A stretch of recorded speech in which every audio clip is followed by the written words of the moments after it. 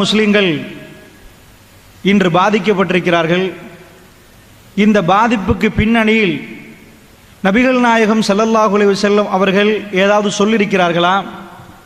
மறுமை நாளுக்கு நெருக்கமான அடையாளங்களில் இந்த யுத்தங்கள் ஏதாவது இருக்கிறதா? அந்த அடையாளங்கள் ஏதாவது ஹதீஸ்களில் உள்ளதா? அவைகளை பற்றி நாம் பேச வேண்டுமா? அப்படி பேசினால் இஸ்லாமிய மார்க்கத்துக்கும் இந்த பேச்சுக்கும் என்ன தொடர்பு? இந்த விடயங்களை முதலில் உங்களுக்கு மத்தியில் பதிவு செய்யலாம்னு நினைக்கிறேன். ஒரு அடிப்படையை நன்றாக நீங்கள் புரியணும். ஸஹீஹுல் முஸ்லிமில் இந்த ஹதீஸ் இடம்பெறுகிறது. அபூ ஹுரைரா ரலியல்லாஹு அன்ஹு அவர்கள் அறிவிக்கிறார்கள், மல்லம் யக்ஸு வலம் யுஹத்திஸ் நஃப்ஸஹு பில் கத்வி மாத்த அலா ஷுஅபத்தின் மினன் நிஃபாக். அபூ ஹுரைரா ரலியல்லாஹு அன்ஹு அவர்கள் அறிவிக்கிறார்கள், மல்லம் யக்ஸு, யார் போர் செய்யவில்லையோ, யார் ஜிஹாது செய்யவில்லையோ, ஜிஹாதுடைய களம் இருந்து யார் ஜிஹாது செய்யவில்லையோ அவர், வலம் யுஹத்திஸ் நஃப்ஸஹு பில் கத்வி, ஜிஹாதுக்கு கலந்து கொள்ள முடியவில்லை, எங்கேயோ நடக்கிறது, உடலால் நம்மளால் எதுவும் செய்ய முடியாத ஒரு நிலைமை இருக்கிற நேரம், யார் நம்முடைய மனதை அலட்டிக் கொள்ளவில்லையோ, மனதால் போராடவில்லையோ, மாத்த அலா ஷுஅபத்தின் மினன் நிஃபாக், அவர் முனாஃபிக்குடைய அடையாளத்தோடு மரணித்து விட்டார் என்றார்கள் ஸல்லல்லாஹு அலைஹி வஸல்லம் அவர்கள். உலகத்தில் நடக்கக்கூடிய முஸ்லிம் நாடுகளில் நடக்கக்கூடிய யுத்தங்கள், அவருடைய பாதிப்புகள் நானும் நீங்களும் முனாஃபிக்கா இல்லையா என்பதை பரிசோதனை செய்வதற்காக அல்லாஹ் ரப்புல் ஆலமீன் அவர்களுக்கு நேரடி சோதனை, எங்களுக்கு மறைமுகமான சோதனை. அதாவது உலகத்தில் யுத்தங்கள் நடக்கிறது, முஸ்லிம்கள் பாதிக்கப்படுகிறார்கள், அந்த பாதிப்பு நேரம் எங்களுடைய கல்புகள் அலட்டிக் கொள்ளவே இல்லை என்று சொன்னால், காலையில எழும்புகிறோம், ராத்திரி வருகிறோம், எங்க பிரச்சனை மட்டும்தான் எங்களுக்கு பிரச்சனையாக இருந்தால், அந்த ஷாம் தேசத்தில், சிரியாவிலே, பலஸ்தீனத்திலே அந்த மக்கள் பாதிக்கப்படுகிற நேரம், யமனிலே முஸ்லிம்கள் பாதிக்கப்படுகிற நேரம், ஒரு வாட்டியாவது அல்லாஹ்விடம் கரம் ஏந்தி, இறைவா அந்த மக்களுக்கு உன்னுடைய உதவி வேண்டும் யா அல்லாஹ், அவருடைய கல்புகளை எல்லாம் ஸ்திரப்படுத்தி விடு யா அல்லாஹ் என்று நாம் கேட்காவிட்டால் இந்த சபை என்னையும் உங்களையும் அளந்து பார்ப்பதற்கான சபையாக இருக்கும். அல்லாஹ்வுடைய நல்லடியார்களே, ரசூலுல்லாஹ் சாதாரண வார்த்தை சொல்லவில்லை, மாத்த அலா ஷுஅபத்தின் மினன் நிஃபாக். ஸஹீஹுல் முஸ்லிமிலே வருகிறது, அவர் முனாஃபிக்குடைய அடையாளத்தோடு மரணித்து விட்டார் என்றார்கள் ஸல்லல்லாஹு அலைஹி வஸல்லம் அவர்கள். அப்படி என்றால் என்னிடம் முனாஃபிக்குடைய அடையாளம் இருக்கிறதா? உங்களிடம் முனாஃபிக்குடைய அடையாளம் இருக்கிறதா? நானும் நீங்களும் முஸ்லீமா முஃமினா என்று அளந்து பார்ப்பதற்கு இந்த உலக சம்பவங்கள் சிலது நான் சொல்லிக் கொண்டு போகிறேன். அது சம்பந்தமாக எங்களுடைய கல்புகளுடைய உணர்வுகள் என்ன என்பதை நாங்கள் யாரிடமும் சொல்ல வேண்டாம், நம்மிடமே விசாரித்து பார்க்க வேண்டும் என்பதைத்தான் முதலில் நான் பதிவு செய்கிறேன். அல்லாஹ்வுடைய நல்லடியார்களே, அப்படி என்று சொன்னால், அதாவது இப்ப உலகத்தில் நடக்கக்கூடிய இந்த பிரச்சனைகள், இந்த பிரச்சனைகளை நான் சொல்வதற்கு முன்னாடி ஒரு விஷயத்தை நீங்க புரியணும். அதாவது ஹதீசுகளை பொறுத்தளவில் ஷாம் என்று தான் வருகிறது. ஹதீஸில் ஷாம் ஷாம் என்று தான் ஹதீசுகள் நிறைய நாம் பார்த்தால் ஷாம் என்ற வார்த்தை தான் பயன்படுத்தப்படும். ஷாம் என்றால் என்ன? அதாவது அது புரிந்தால் மட்டும்தான் ஷாம் என்றால் நான் ஹதீஸில் சொல்லுகிற நேரம் உங்களுக்கு நன்றாக புரியும். நான் சொல்லக்கூடிய இந்த மெப்பையும் சரியாக புரிந்து கொண்டால் தான் ரசூல் ஸல்லல்லாஹு அலைஹி வஸல்லம் அவர்கள் சொன்னது என்ன, இன்றைக்கு நடப்பது என்ன, அதற்கும் மறுமைக்கும் எவ்வளவு நெருக்கமா இல்லையா என்பதை நீங்களே விசாரித்துக் கொள்ள வேண்டும். அல்லாஹ்வுடைய நல்லடியார்களே, ஷாம் என்று சொன்னால் அந்த காலத்தில் ஒரு நிலப்பரப்பாக இருந்தது. இன்றைக்கு 4 நாடுகள், அதாவது பலஸ்தீன், ஜோர்தான், லெபனான், சிரியா. ஜோர்தான்ல ஒரு பகுதி, இந்த 4 நாடும் சேர்ந்த துருக்கியில ஒரு பகுதியும் வரும். இந்த 4 5வது நாடு, இது அத்தனையும் சேர்ந்தால்தான் ஷாம் என்று சொல்லப்படும். இப்ப இந்த நிலப்பரப்புல அதிகமான பெரிய இடம் வந்து சிரியா. ஷாமை பொறுத்தளவுல பலஸ்தீன் சின்னது, ஜோர்தான் சின்னது, லெபனான் இந்த பக்கம் சின்னது. அப்ப இந்த பக்கத்தில் உள்ள பெரிய நிலப்பரப்பு என்னது? சிரியா, அதான் அதிகமானது. இப்ப நம்ம இலங்கை என்று வைத்துக் கொண்டால் யாழ்ப்பாணம் இருக்குது, யாழ்ப்பாணத்துக்கு அடுத்தபடி என்ன இருக்குது? கடல், கடலுக்கு அப்புறம் இந்தியா. இந்த கடல் இல்லைன்னு நினைங்க, சிரியா முடிகிற நேரம் கடல் இல்லை, யாழ்ப்பாணத்துக்கு அடுத்த இந்தியாவா? அதே மாதிரி சிரியா முடிகிற நேரம் முடிஞ்ச உடனே துருக்கி தொடங்கிடும், சிரியாக்கு மேல துருக்கி. இப்ப யுத்தம் எங்க நடக்குது? ஹல்ப், அலப்போன்னு சொல்லுவார்கள்.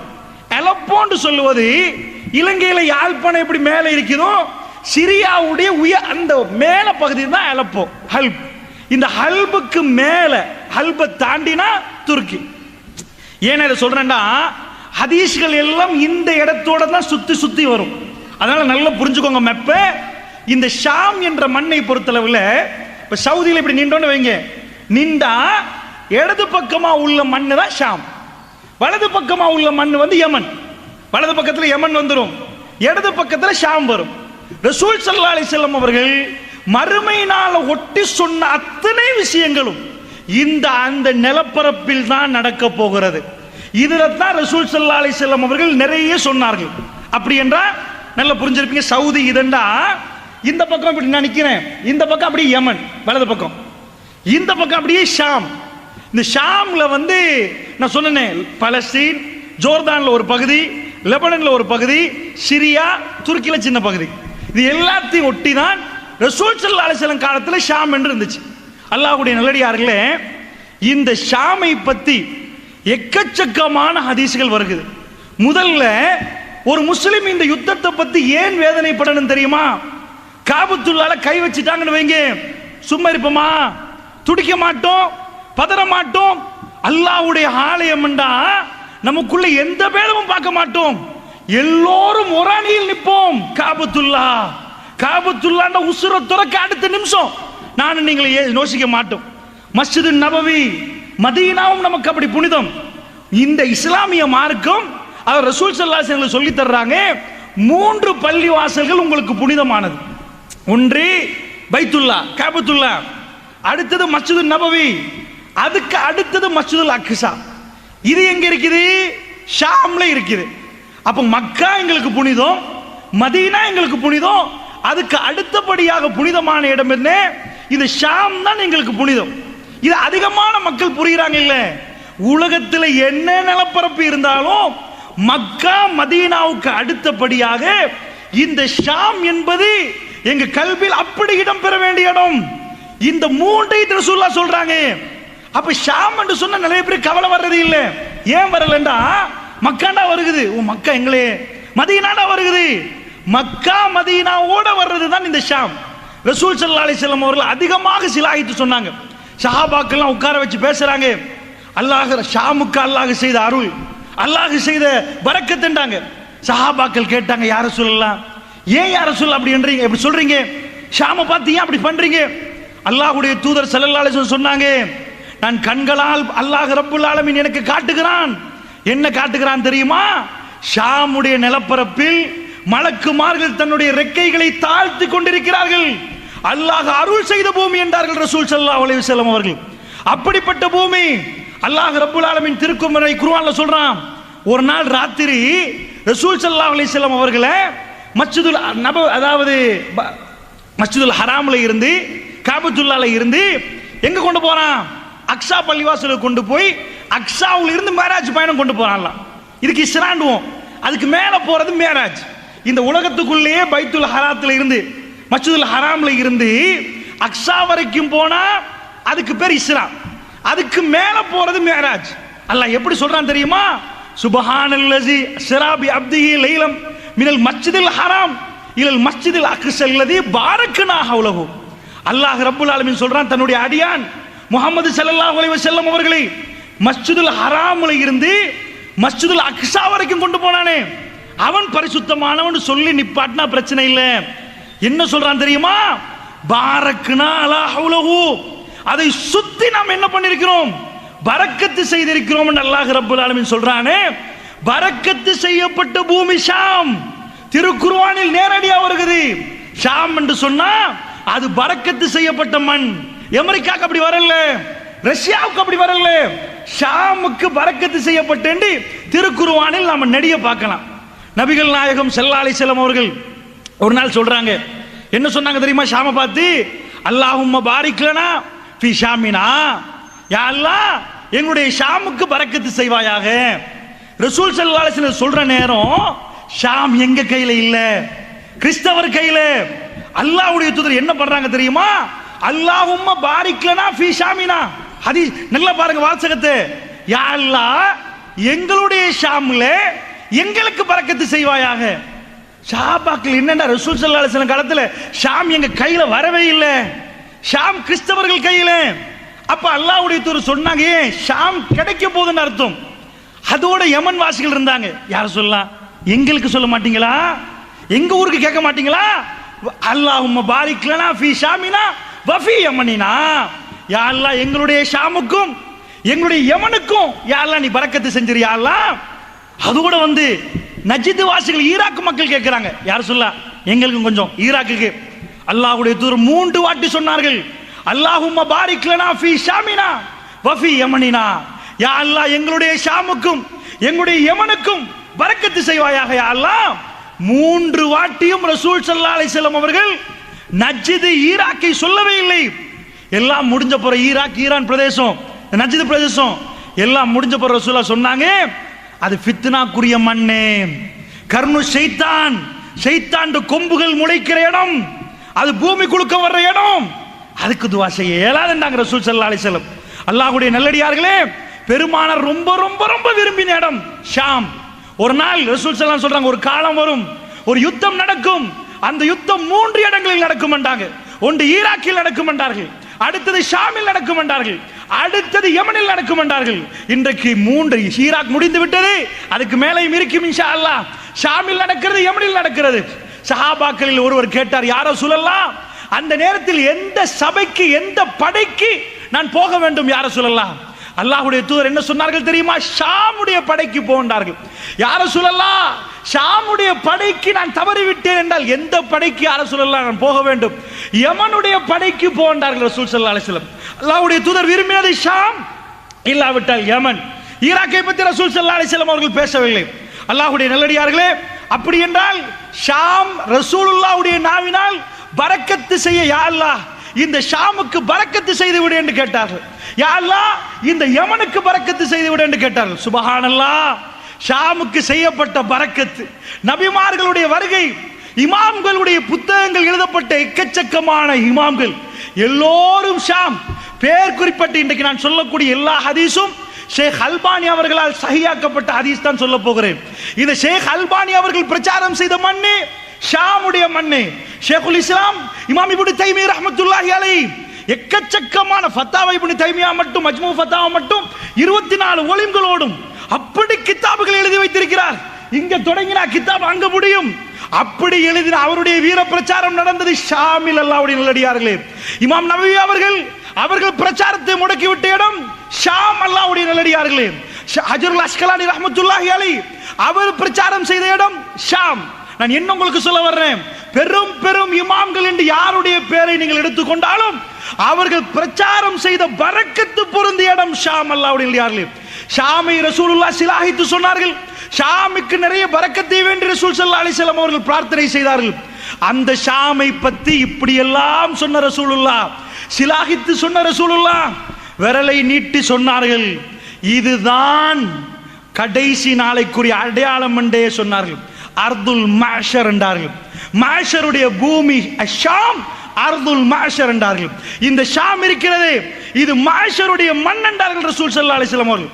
மஹ்ஷருடைய மண் என்றால் மஹ்ஷர் மைதானம் நினைச்சிடக்கூடாது. மறுமை நாள் நெருங்குற நேரம் நெருப்புகள் எடுக்குமா, இந்த பக்கம் அந்த பக்கம் எல்லா பக்கமும் நெருப்பு எடுக்கும். அந்த நெருப்பு மக்களை தள்ளிட்டே வரும்.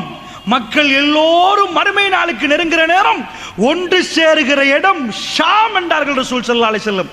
அப்படி என்று சொன்னால் இப்பொழுது நாம் ஷாமில் இருந்தே வருவோம். அந்த ஷாமை பற்றி ரசூலுல்லாஹ் சொன்னதும் இன்றைக்கு நடக்கக்கூடிய யுத்தத்துக்கும் என்ன முடிச்சு போடலாம், இது என்ன யுத்தம் என்பதை நீங்கள் பார்க்கலாம். அல்லாஹ்வுடைய நல்லடியார்களே, நபிகள் நாயகம் ஸல்லல்லாஹு அலைஹி வஸல்லம் அவர்கள் இந்த ஷாமை சிலாகித்து சொன்னதெல்லாம் ஒரு பக்கம் வைப்போம். அதில் எக்கச்சக்கமான பரக்கத்துகளை நாங்கள் பார்த்து விட்டோம். அந்த மண்ணிலே ஒரு பிரச்சனை என்றால் ஒவ்வொரு மூமினுடைய கல்விலும் வேதனை உருவாக வேண்டும் என்ற சிந்தனையும் உங்களுக்கு மத்தியில் வைத்து விட்டேன். ரசூல் ஸல்லல்லாஹு அலைஹி வஸல்லம் அவர்கள் ஷாம் கிடைக்க முன்னாடி இந்த துஆவை செய்தார்களே, அல்லாஹ் மீது ஆணையாக ரசூலுல்லாஹ் மௌத்தாகி 4 வருடங்களுக்கு பிறகுதான் ஷாம் எங்கள் கையிலே கிடைக்கிறது. ரசூலுல்லாஹ் கேட்ட துஆ என்ன? அல்லாஹும்ம பாரிக் லனா ஃபீ ஷாமினா, யா அல்லாஹ் எங்களுடைய ஷாமுக்கு எங்களுக்கு பரக்கத்து செய்வாயாக என்று கேட்டார்கள். கேட்கிற நேரம் ஷாம் யாருடைய கையிலே? ரோமர்களுடைய கையிலே, கிறிஸ்தவர்களுடைய கையிலே. ரசூலுல்லாஹ் மௌத்தாகி அபூ உபைதா இப்னுல் ஜர்ராஹ் ரலியல்லாஹு அன்ஹு அவர்கள் 4 ஆண்டுகள் ஹிஜ்ரி 15ஆம் ஆண்டு உமர் பின் கத்தாப் ரலியல்லாஹு அன்ஹு காலத்தில் அவர்தான் ஷாமை கைப்பற்றி கொண்டு வருகிறார். ரசூலுல்லாஹ் ஒரு நாள் சொன்னார்கள், அஹ்ஸாப் போர், அதாவது கந்தக் என்ற ஒரு யுத்தம் நடந்தது. இந்த யுத்தத்தை பொறுத்தளவில் எல்லாரும் பத்ர் தெரிஞ்சு வச்சிருப்பாங்க. பத்ருக்கு பிறகு உஹது யுத்தம் நடந்துச்சு. இதே மாதிரி அடுத்த யுத்தம் அஹ்ஸாப் யுத்தம், ஹந்தக் யுத்தம், அகல் யுத்தம். இந்த யுத்தத்தை மாதிரி இந்த உம்மத்திலே அதிபயங்கரமான யுத்தத்தை நீங்க பார்க்கவே இயலாது. இதுதான் ஃபைனல் வார் என்று சொல்ற மாதிரி யுத்தம். அவ்வளவு அற்புதம், அதிபயங்கரமான ஒரு யுத்தம். ஏனென்றா பத்ர்ல 300, அவங்க 1000. டிஃபரண்ட் எவ்வளவு? 700 பேர். இங்க 300, அவங்க 1000 ஆச்சா? 700 தான் டிஃபரண்ட். அந்த டிஃபரண்ட்ல அல்லாஹ் வெற்றியை கொடுத்துட்டானா? உஹது பிரச்சனை இல்லை. அஹ்ஸாபை பொறுத்தளவுல எல்லோ இப்ப ரியாத்ன்றமே, அதுக்கு நஜித்னு சொல்லுவாங்க. அந்த டைம்ல இந்த பகுதி எல்லாம் காஃபிர், எல்லாரும் ஒன்று சேர்றாங்க. எதுக்கு தெரியுமா? மதீனாவை சுத்தி வளைச்சு அவ்வளவு பேரும் கொண்டு போட்டுரும். இதான் ஃபைனல் டிசிஷன். வர்றார்கள் எல்லோரும் படையெடுத்துக்கொண்டு, கிட்டத்தட்ட 10,000 பேர். மதீனா பாப்புலேஷனை எல்லாத்தையும் சேர்த்தாலும் 3000 வராது. இப்ப எவ்வளவு டிஃபரண்ட்? 7000 பேர் டிஃபரண்ட். 10,000 வர்றான், 3000 பேர் இருக்கிற ரசூலுல்லாஹ் தாடியை பிடிச்சிட்டாங்க. மெசேஜ் வந்துடும். அப்படியே யோசிச்சுட்டு இருக்கிற நேரம் சல்மான் அல் ஃபாரிசி வர்றாரு. யார சொல்லலாம், கவலைப்படாதீங்க, அல்லாஹ் இருக்கிறான். இங்க பாரசீகம் என்ன, ஒரு பெரிய சாம்ராஜ்யம். இன்றைக்கு அமெரிக்கா அதனுடைய டொனால்ட் ட்ரம்புடைய பதவியேற்ப உலகமே பேசுது என்றால், இதே மாதிரி பாரசீகம் என்பது இன்றைக்கு அமெரிக்கா மாதிரி. பாரசீக சாம்ராஜ்யம், எம்பையர் ஆஃப் பெர்ஷியா, பெர்ஷியாவுடைய சாம்ராஜ்யத்து பாரசீகத்திலிருந்து வந்தவர் அவர் சல்மான் அல் ஃபாரிசி. யார சொல்ல, எங்க ஊர்ல என்ன செய்வாங்க தெரியுமா? இந்த மாதிரி படையெடுத்து வந்தா குழி தோண்டிடுவோம். அப்ப வந்து எதிரி கீழே விழுந்துருவானா? குடியில உளுந்து தானே நம்மகிட்ட வரணும். உழுகிற நேரம் சரம் மாறியா பார்த்துக்கொள்வோம். செஞ்சிருவோமா? யார சொல்லலாம்? மதீனாவில் பட்டினி நிலவுறது. ரசூலுல்லாஹ் முடிவெடுக்கிறாங்க, சல்மான் அல் ஃபாரிசி சொன்னதை செய்வோம் என்றாங்க. எல்லோரும் குழியை தோண்டுங்கன்றாங்க. கிட்டத்தட்ட 1500 பேர் கிளம்புறார்கள். உள்ள அவ்வளவு ஆம்பளைகளும். சாப்பிடுக்கு வழி இல்லை, வயிற்றுகள்ல கல்லு தொங்குது. மதீனாவில் இந்த பக்கம் பெரிய மலை தொடர், அங்கெல்லாம் குழி தோண்ட தேவையில்லை. இந்த பக்கம் மலை தொடர், அதுக்கு பிரச்சனை இல்லை. பின்னாடி பனு குறைலா யகூதிகள், அவங்கள கூட பேச்சுவார்த்தை நடத்தி இங்கால விட்டுறாதப்பா, 3 ஏரியாவும் கவர் பண்ணியாச்சு. பெரிய ஒரு ஏரியா இருக்கு. இப்ப போனா உங்களுக்கு விளங்கும். இதான் நெடுஞ்சாலையே பெருக்கும். இப்ப போனா தெரியாது. மதீனாவுடைய ஓபன் ஸ்பேஸ், இந்த ஸ்பேஸால தான் எல்லாரும் வந்துடலாம். குழியை தோண்டுவோன்னு முடிவு செய்யறாங்க. முடிவு செஞ்சா பட்டினி நிலவுது. எல்லாரும் தோன்றாங்க. ஒரு ஆச்சரியம் நடக்குது. குழியை தோண்டிட்டு போற நேரம் ஒரு கல்லு குறுக்க வருகுது. உடைக்க பாக்குறாங்க, உடையுது இல்ல. அட்டிக்கிறாங்க, உடையுது இல்ல. மஷூரா கேட்கறாங்க. ரசூலுல்லாஹ் போய் மஷூரா கேட்போம். இந்த கல்லு நிக்குது, எல்லாத்தையும் தோண்டிட்டு போறோம், கான் மாதிரி தோன்றாங்க, இது மட்டும் நடுவுல நிக்குதேப்பா, என்னன்னு கேட்டுருவோம். மஷூரா கேட்கிற நேரம் ரசூல் ஸல்லல்லாஹு அலைஹி வஸல்லம் வர்றாங்க. வந்து குழியை தோண்டுவதற்கு அந்த குழியை கல்லு குறுக்க நிக்கிற கல்லை உடைக்க வந்தா, அல்லாஹ்வுடைய தூதர் எப்படி உடைச்சாங்க தெரியுமா? பார்த்துட்டாங்க. உடையுது இல்லையா, அல்லாஹ் அறிவிச்சு கொடுத்திருப்பான் போல. எடுத்து கையில பிஸ்மில்லான்றாங்க. பிஸ்மில்லான்னு ஒரு அடி, கல்லு சுக்குணும், கல்லு உடையுது. அல்லாஹ் அக்பர்ன்றாங்க ரசூலுல்லாஹ். இதுதான் ஷாமுடைய வாசல் திறக்கிற நேரம். இந்த யுத்தம் வரைக்கும் எப்படி வரைபடத்தை கீத்துறாங்கன்னு பாருங்க. இன்னும் ஷாம் கையில கிடைக்கல. ஒரு அடி அடிச்சு ஒட்டஞ்ச உடனே சொல்ற அல்லாஹ் அக்பர், அல்லாஹ் அக்பர், அல்லாஹ் பெரியவன். வயிற்றுல கல்லு தொங்குது, மக்கள் பட்டினியில் நிற்கிறாங்க. ரசூலுல்லாஹ் என்ன பண்றாங்கண்டா, மக்களை பார்த்து என்ன சொன்னார்கள் தெரியுமா? அல்லாஹ் ரப்புல் ஆலமீன் ஷாமுடைய செந்நிறை கோட்டைகளை எனக்கு காட்டுகிறான். அல்லாஹ் ஷாமை என் கையில் தருகிறான், என்னுடைய உம்மத்தின் கையில் கொடுக்கிறான் என்றார்கள் ரசூல் ஸல்லல்லாஹு அலைஹி வஸல்லம். கல்லில் இன்னொரு பகுதி மீதமா இருக்குது. அப்படியே பிஸ்மில்லாஹ் அறுத்தாட்டி கல்லு உடையுது. அல்லாஹ் அக்பர் என்றாங்க. வயிற்றுல கல்லு தொங்குது. 10,000 பேர் வெளியே நிக்கிறான், 3000 பேரை காலி பண்ணிடுவான்.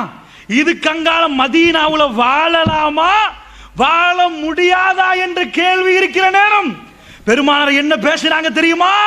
கல்லு உடையுது, யாராலும் உடைக்க முடியாத கல்லு. ரசூல் ஸல்லல்லாஹு அலைஹி வஸல்லம் சொன்னாங்க. என்ன சொன்னார்கள் தெரியுமா? பாரசீக கோட்டை, வெள்ளை மாளிகை, பைத்துல் அபியல், பாரசீக மன்னனுடைய வெள்ளை மாளிகை, ஒயிட் பேலஸ், அதை அல்லாஹ் ரப்புல் ஆலமீன் எனக்கு காட்டுகிறான். அவருடைய கருவூலங்களை என்னுடைய உம்மத்துக்கு கொடுக்கிறான் என்றார்கள் ரசூல் ஸல்லல்லாஹு அலைஹி வஸல்லம். இன்னொரு பகுதி மிஞ்சிருக்குது. பிஸ்மில்லாஹ் ஓங்கி ஒரு அடி அடித்தார்கள், கல்லு சுக்குநூறாகி விட்டது. அல்லாஹ் அக்பர் என்றார்கள். ரசூல் ஸல்லல்லாஹு அலைஹி வஸல்லம் சொன்னார்கள், யமனுக்குரிய நுழைவாயலை வல்லாஹி அல்லாஹ் எனக்கு காண்பிக்கிறான், அதையும் என் உம்மத்து கையில கொடுத்துட்டான். சுப்ஹானல்லாஹ். இது எப்படிப்பட்ட நிலைமைன்னு சொன்னாதான் உங்களுக்கு புரியும். ஏனண்டா இப்ப எங்களை சுத்தி வளைச்சு ரவுண்ட் அப் பண்ணிட்டாங்கன்னு வைங்க, இந்த டைம்ல போய் பாரசீகத்தை பிடிச்சா எப்படி இருக்கும்? ஒரு எம்பையர, ஒரு சாம்ராஜ்யம் கையில வருமா? அட உள்ள மதீனாவே பாதுகாக்கிறதுக்கு எல்லாம் இருக்கிறோம், நாம கொஞ்சம் பேர் இருந்துட்டு அவ்வளவு பேர் எப்படி பிடிக்கிறேன்னு யோசிக்க மாட்டாங்களா? இறை தூதரா இருந்தா மட்டும்தான் இதை பேசலாம், இல்லன்னா பேச இயலாது. யாரு கையில இருக்குது? ஒரு சின்ன ஆள் கையில இருக்குது, சக்கரவர்த்தி கையில இருக்குது, சாம்ராஜ்யத்தின் பெரும் தலைவர், அவங்க கையில இருந்து சாம்ராஜ்யமே வந்துருமா? அதுக்கு மேல இல்லையா? பாரசீக சாம்ராஜ்யம் உடைஞ்சு போயிருமா? எத்தனை நாடுகள் சுப்ஹானல்லாஹ், கொஞ்ச நெஞ்ச நாடா? பாரசீகம் என்பது இத்தாலியை தலைநகரமாக கொண்ட ஈராக்கு, ஈரான், பாரசீகம் என்றா ஈரான தலைநகரமாக கொண்ட பெரிய நிலப்பரப்பு.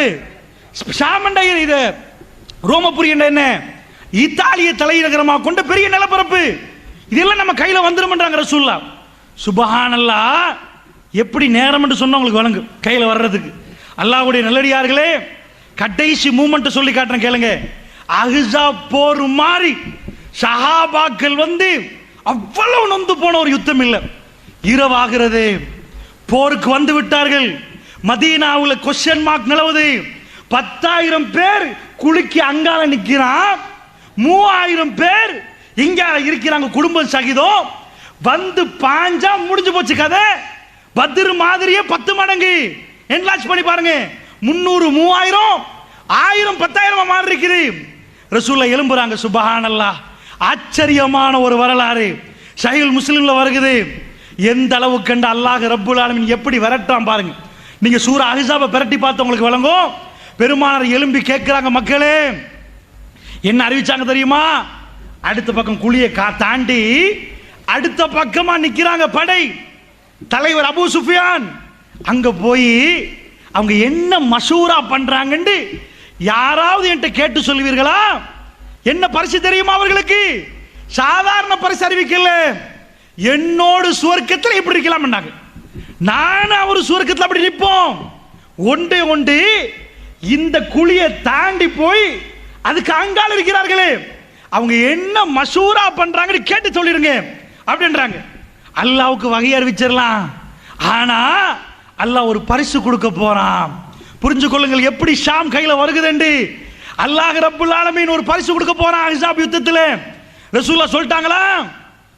ஒரு ஆள் சுப்ஹானல்லாஹ், சஹாபாக்கள் கேட்பாங்க, யா ரசூலல்லாஹ் சொர்க்கத்தில் எனக்கு இடம் இருக்குதா? அப்படி பண்ணட்டுமா இப்படி பண்ணட்டுமா? சுப்ஹானல்லாஹ், நினைமையை நினைச்சு பாருங்க. ஒரு ஆள், சஹீஹ் முஸ்லிம்ல உள்ள ஹதீஸ், ஒரு ஆள் எலும்பல, அவ்வளவு மௌனம். ஏன் தெரியுமா? அப்படிப்பட்ட கூதல். அந்த கூதலை வர்ணிக்க இயலாது. அல்லாஹ் குர்ஆன்ல சொல்றான், நாங்க எதுக்கு அந்த கூதல் அனுப்பினோம்ன்றான். மைனஸ் ஆயிருக்குன்னு நினைக்கிறேன். எலும்பேல நட்டுங்க அப்படி நிக்கிறார்கள், எல்லாம் போத்திட்டு. சுப்ஹானல்லாஹ், இறை தூதர் மட்டும் ஆச்சரியமே எழும்பி பேசுறார். அல்லாஹ் அவருக்கு கொடுத்த அருள்.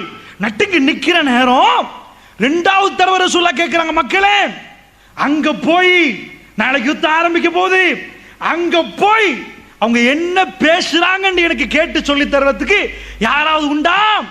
அல்லாஹ் அறிவிக்கிறான், சுவர்க்கத்தில் நான் அவர் இப்படி நிற்போம், என்னோட சுவர்க்கத்தில் இருக்கலாம் என்றாங்க.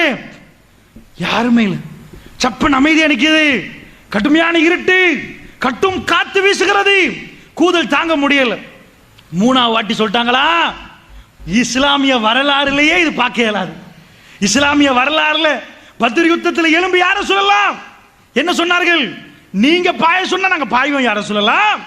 அப்படி பேசினவர் எல்லாம் இருக்கிறார்கள். ஏன் பேச்சு வருவதில்லை தெரியுமா? ஏலா, அந்த கூதல் நடக்க விடுவதில்லை. அங்கிருந்து எப்படி போறது? அப்படி கூதல். சுப்ஹானல்லாஹ், ரசூலுல்லாஹ் மூணாவது தடவை சொல்லிட்டு முகம் மலர்ந்து ரசூலுல்லாஹ் என்ன சொன்னார்கள் தெரியுமா? கும்யா உதைஃபா, உதைஃபா எலும்புங்கள் என்றார்கள் ரசூலுல்லாஹ். கும்யா உதைஃபா, உதைஃபா எலும்புங்க. அவர் சொன்னார், வல்லதி நஃப்ஸி பியதி, எவன் கரத்தில் என்னுடைய ஆன்மா இருக்கிறது அவன் மீது ஆணையாக, ரசூலுல்லாஹ் மட்டும் எனக்கு எலும்புங்கள் என்று சொல்லாவிட்டால் நான் எழும்பியே இருக்க மாட்டேன். எனக்கு எலும்புங்கள் என்று ரசூலுல்லாஹ் சொன்னார்கள். நான் எழும்பி நின்றேன். உதைஃபா, நீங்கள் போய் எனக்கு சொல்லுங்கள். சுப்ஹானல்லாஹ், எப்படி சொல்லுவது? அந்த கூதலை எப்படி சொல்றது? அவர் சொன்னார், வல்லாஹி நான் அப்படியே ரசூலுல்லாஹ் சொன்னதுக்காக வேண்டி போனேன். போகிற நேரம் ரசூலுல்லாஹ் நிப்பாட்டினார்கள், ஹுதைஃபா நீங்கள் போய் அவர்களை என் பக்கம் திசை திருப்பி விடாதீங்க, போய் ஏதாவது உண்டாக்கி அவ்வளவு பேரை எங்கள் பக்கம் அனுப்பி விடாதீங்க ஹுதைஃபா, போங்கன்றாங்க ரசூலுல்லாஹ். அவர் போய் சுப்ஹானல்லாஹ் எங்க போறார், அப்படியே போய் ஒரு நெருப்பு பத்த வைக்கப்பட்ட இடத்துல உட்கார்றார். உட்கார்ந்தா முதுகு தெரியுது. யாருடைய முதுகு? அந்த படையின் தளபதி அபூ சுஃபியானுடைய முதுகு. எடுக்கிறார், கையில அம்பை எடுத்து குத்தி சாடிப்போம் என்று அனுப்புவோம் என்று நினைக்கிறார். உடனே ரசூலுல்லாஹ் சொன்ன செய்தி ஞாபகம் வருகிறது, ஹுதைஃபா அவர்களை குழப்பி விடாத ஹுதைஃபா என்றார்கள் ரசூலுல்லாஹ். உடனே என்ன பண்ணிட்டார், அப்படியே போட்டு விட்டார். வேண்டாம், பேசுவதை எல்லாம் கேட்டுவிட்டு திரும்பி வந்தார்கள். எல்லா சஹாபாக்களும் அமர்ந்திருக்கிறார்கள். அப்படிப்பட்ட ஃபைனல் வார், அதி பயங்கரமான ஒரு நேரம். ஹுதைஃபத்துல் யமான் ரலியல்லாஹு அன்ஹு அவர்கள் வருகிற நேரம். ரசூலுல்லாஹ் கூப்பிட்டு விட்டு, ஹுதைஃபா என்னப்பான்னு கேட்டார்கள். யா ரசூலல்லாஹ் அவர்கள் போக போறார்கள், யா ரசூலல்லாஹ் இந்த கூதல் அவர்களால் தாங்க முடியவில்லை, அவர்கள் சாக போறார்கள், யா ரசூலல்லாஹ் முடிவை என் காதிலே அல்லாஹ் எட்ட வைத்து விட்டான், அவர்கள் போக போறார்கள், யா ரசூலல்லாஹ். ஹுதைஃபத்துல் யமான் ரலியல்லாஹு அன்ஹு சொல்ற நேரம் என்ன சொன்னார்கள் தெரியுமா? நான் அப்படியே கதையை சொல்லி முடித்து விட்டேன், என்னெல்லாம் பேசினார்களோ அத்தனையும் சொல்லிவிட்டேன். அல்லாஹ் மீது ஆணையாக ரசூலுல்லாஹ் என்னை எழும்புங்கள் என்று சொன்னார், கும்யா ஹுதைஃபாண்டு. நான் எழும்புற நேரம் அப்படி கூதலாக இருந்தது. போங்கள் என்றார்கள். வல்லாஹி ஒரு சூடு காத்து வீசினால் அதில் எப்படி இருக்குமோ இந்த கூதல் அப்படியே இல்லாமல் சூடு காத்தில் பறந்து போற மாதிரி இருந்தது. நான் அப்படி, எனக்கு எந்த வேதனையும் இருக்கவில்லை. எல்லாத்தையும் கேட்டுவிட்டு நான் திரும்பி ரசூலுல்லாஹ்விடம் வந்தேன். வந்து கதையெல்லாம் சொல்ற நேரம் எதுவுமே இருக்கவில்லை. எல்லாத்தையும் முடித்து விட்டேன். கூதல் மறுபடி என்னை பிடித்துக் கொண்டது. ரசூலுல்லாஹ் ஒரு கம்பளியால் என்னை போத்தினார்கள், அவர்கள் தொழுதார்கள். நான் அப்படியே தூங்கிவிட்டேன். காலையிலே சுபஹ் நேரத்தில் என்னை எழுப்பாட்டி தூக்கம் மூஞ்சே என்று செல்லமாக என்னை பேசி எலும்பு ஹுதைஃபா என்று சொன்னார்கள். ஏன் தூக்கம் மூஞ்சே என்று பேசினார்கள்? ரசூலுல்லாஹ்வுடைய சுவர்க்கத்தின் பார்ட்னர், சுவர்க்கத்தின் தோழர் அல்லாஹ் ரப்பல் ஆலமீன் அதிபயங்கரமான நேரங்களிலும் முஸ்லிம் உம்மத்துக்கு கொடுத்த நற்செய்தி. அல்லாஹ்வுடைய நல்லடியார்களே, இந்த ரெண்டு செய்தியும் நன்றாக பார்த்துக் கொள்ளுங்கள். ஒன்று, மதீனா என்ன நிலவரம் என்று தெரியாது, குழியை தோண்டி கொண்டிருக்கிறார்கள். அல்லாஹ் ரப்பல் ஆலமீன் ஃபைனல் நேரத்தில் யுத்தம் செய்ய இயலாது, வந்தவர்களை திருப்ப அனுப்புவோம் என்று கடும் கூதலை அனுப்பி யுத்தத்தை முடித்து விட்டான். அல்லாஹ் முஸ்லிம்களுக்கு வெற்றி அல்லாஹ் கொடுத்து விட்டான். அந்த வெற்றி நேரம் ஒரு தோழரை சுவர்க்கவாசியாக அல்லாஹ் இந்த உம்மத்துக்கு அறிமுகப்படுத்தினான். இப்படி இந்த யுத்தத்திலே தான் ஷாம் கையிலே கிடைக்கும் என்றார்கள். இந்த நேரத்தில் யாரும் நம்ப மாட்டாங்க. வயிற்றுல கல்லு தொங்குற நேரம் ஷாம் கிடைக்குமாப்பா, பாரசீகம் கிடைக்குமான்னு கேட்பாங்க. அல்லாஹ்வுடைய தூதரை நம்பின கூட்டம் வயிற்றுல கல்லை பார்த்துட்டு சின்ன கிராமம் மதீனாவை இவருக்கு இயலாது, ஷாமான்னு கேட்கவில்லை. இறை தூதர் பேசினால் அது நடந்தே ஆகும் என்று நம்பினார்கள். அந்த நம்பிக்கையின் அடிப்படையில் அல்லாஹ் ஜல்ல ஷானுஹு வ தஆலா ஷாமை கொடுத்தான். ரசூல் ஸல்லல்லாஹு அலைஹி வஸல்லம் தொடர்ந்து சொன்னார்கள்.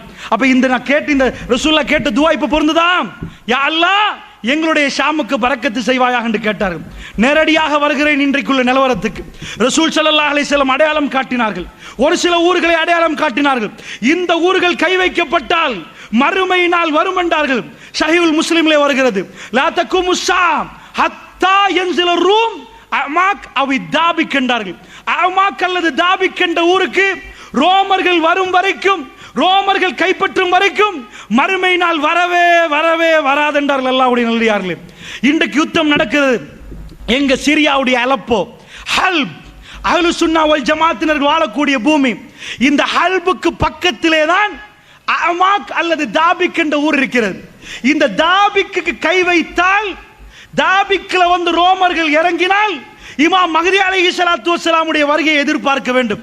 ஏனென்றா ரசூல் ஸல்லல்லாஹு அலைஹி வஸல்லம் அவர்கள் அவ்வளவு பெரிய நிலப்பரப்புல, இன்றைக்கும் நான் விக்கிபீடியாவில் தேடி பார்க்கிற நேரம் அது சின்ன கிராமம். தாபிக் என்ற ஊரை உங்களுக்கு போய் பார்க்கலாம், என்சைக்ளோபீடியா ஆஃப் விக்கிபீடியா. அது ஒரு சின்ன கிராமம், பெரிய கிராமம் இல்லை, சின்ன கிராமம். ஆனால் ரசூல் ஸல்லல்லாஹு அலைஹி வஸல்லம் அவர்கள் சொன்னார்கள், பைத்துல் மக்தஸை பற்றி சொன்னார்கள், யகூதிகளுக்கும் உங்களுக்கும் சண்டை வராமல் மறுமை நாள் வராது என்றார்கள். இந்த மஸ்ஜிதுல் அக்ஸாவுடைய போராட்டத்தை ரசூலுல்லாஹி ஸல்லல்லாஹு அலைஹி வஸல்லம் சொன்னார்கள்.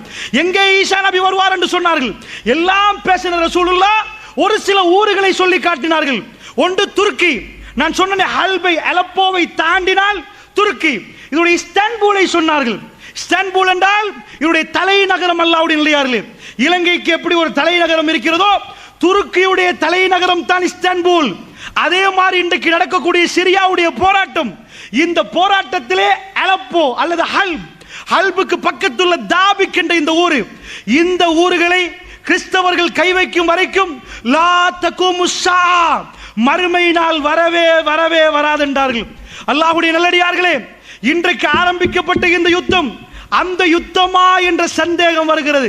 அதற்காக வேண்டி நான் சொல்கிறேன், ரசூல் ஸல்லல்லாஹு அலைஹி வஸல்லம் சொன்னார்கள், ஒரு சஹாபாக்களை எல்லாம் பார்த்து விட்டு சொன்னார்கள், ஒரு காலம் வரும் என்றார்கள். எப்படிப்பட்ட காலம் என்றால் ஒரு யுத்தம் நடக்கும் என்றார்கள், அந்த யுத்தம் முடிய மறு யுத்தம் நடக்கும் என்றார்கள், அந்த யுத்தம் முடிய மறு யுத்தம் நடக்கும் என்றார்கள். இப்படியே ஒரு யுத்தம் முடிய இன்னொரு யுத்தத்தை அந்த மக்களுக்கு அல்லாஹ் வாக்களித்துக் கொண்டே இருப்பான் என்றார்கள். திடீரென்று ரசூல் ஸல்லல்லாஹு அலைஹி சொன்னார்கள், ஒரு இருட்டிலே, ஒரு இரவிலே, இருட்டு நேரம் அதிபயங்கரமான பிரச்சனையோடு தத்தளிப்பார்களே, அதைவிட பயங்கரமாக அந்த மக்கள் தத்தளிப்பார்கள். உலகம் அவர்களை விட்டு கைவிரித்துக் கொள்வார்கள். ஆனால் யுத்தம் முடியவே முடியாது. மறுபடி ஒரு யுத்தம் வரும் என்றார்கள். இது வந்து கொண்டே இருக்கும் என்றார்கள். அங்கே ஜிஹாது நடந்து கொண்டே இருக்கும் என்றார்கள். ஹத்தா, எது வரைக்கும் தெரியுமா? மறுமை நாள் வரும் வரைக்கும் நடக்கும் என்றார்கள் ரசூலுல்லாஹ். கடைசி நேரம் வரும் வரைக்கும் நடக்கும் என்றார்கள். திடீரென்று ரசூலுல்லாஹ் மௌனமாகிவிட்டு சொன்னார்கள், அது எந்த பூமி தெரியுமா என்றார்கள். சஹாபாக்கள் பார்த்தார்கள். ரசூலுல்லாஹ் விரலை நீட்டினார்கள். ஷாம் என்றார்கள் ரசூலுல்லாஹ். எப்படி நீட்டினார்கள் தெரியுமா? ஷாம் என்று நீட்டி மடக்கவில்லை. சஹாபாக்கள் சொன்னார்கள், ரசூலுல்லாஹ் ஷாம் என்று நீட்டிக்கொண்டே இருந்தார்கள். எந்த அளவுக்கு நீட்டினார்கள் என்றால் ரசூலுல்லாஹ் களைப்பாகி விட்டார்கள், அவருடைய விரல் வலிக்கிறது என்று ஆகிற நிலைமை வரைக்கும் விரலை நீட்டிக்கொண்டு ஷாம் என்றார்கள். இங்கே யுத்தம் தொடங்கி விட்டால், இங்கே யுத்தம் ஆரம்பித்து விட்டால் அது முடியவே முடியாது. அந்த யுத்தத்துக்கு பிறகு மறு யுத்தம், மறு யுத்தத்துக்கு பிறகு மறு யுத்தம். மல் அமா என்றார்கள் ரசூலுல்லாஹ். மல் அமா யுத்தம் ஆரம்பித்து விட்டால் அது மறுமை நாளைக்குரிய அடையாளம் என்றார்கள் ரசூலுல்லாஹ். இன்றைக்கு ஆரம்பிக்கப்பட்ட யுத்தம் அந்த யுத்தமா? அல்லாஹு ஆலம். அல்லாஹ்வுடைய நல்லடியார்களே, நான் சொல்லக்கூடிய ஹதீஸ்களை எல்லாம் வைத்து விட்டு நீங்கள் கடைசியில் முடிவெடுங்கள், இது அப்படிப்பட்ட யுத்தமா என்று முடிவெடுப்பதற்கு தான் இந்த தலைப்பு தரப்பட்டிருக்கிறது. அப்படி என்றால் ரசூல் ஸல்லல்லாஹு அலைஹி வஸல்லம் இன்னொரு செய்தி சொன்னார்கள். இவைகள் எல்லாம் சஹீஹுல் முஸ்லிமில் வரக்கூடிய செய்தி. அல்லாஹ்வுடைய தூதர் சொன்னார்கள், ஒரு காலம் வரும் என்றார்கள். அந்த காலம் எப்படி இருக்கும் என்று தெரியுமா? ஈராக் அதனுடைய தீனாரை சொல்லிவிட்டு சொன்னார்கள், அது இப்ப இலங்கையிலே ரூபாய்கள், இலங்கையிலே ரூபாய், இதை தர மறுக்கும் என்றார்கள். ஈராக்கிலே ஈராக்குடைய பணத்தை ஈராக் தர மறுக்கும் என்றார்கள். அப்படின்னா என்ன அர்த்தம்? ஈராக் வறுமையாக இருக்கும், ஈராக்கிலே பொருளாதார தடை வரும், ஈராக்கிலே சல்லி பஞ்சம் வரும். அதைத்தான் ரசூலுல்லாஹ் சொன்னார்கள்.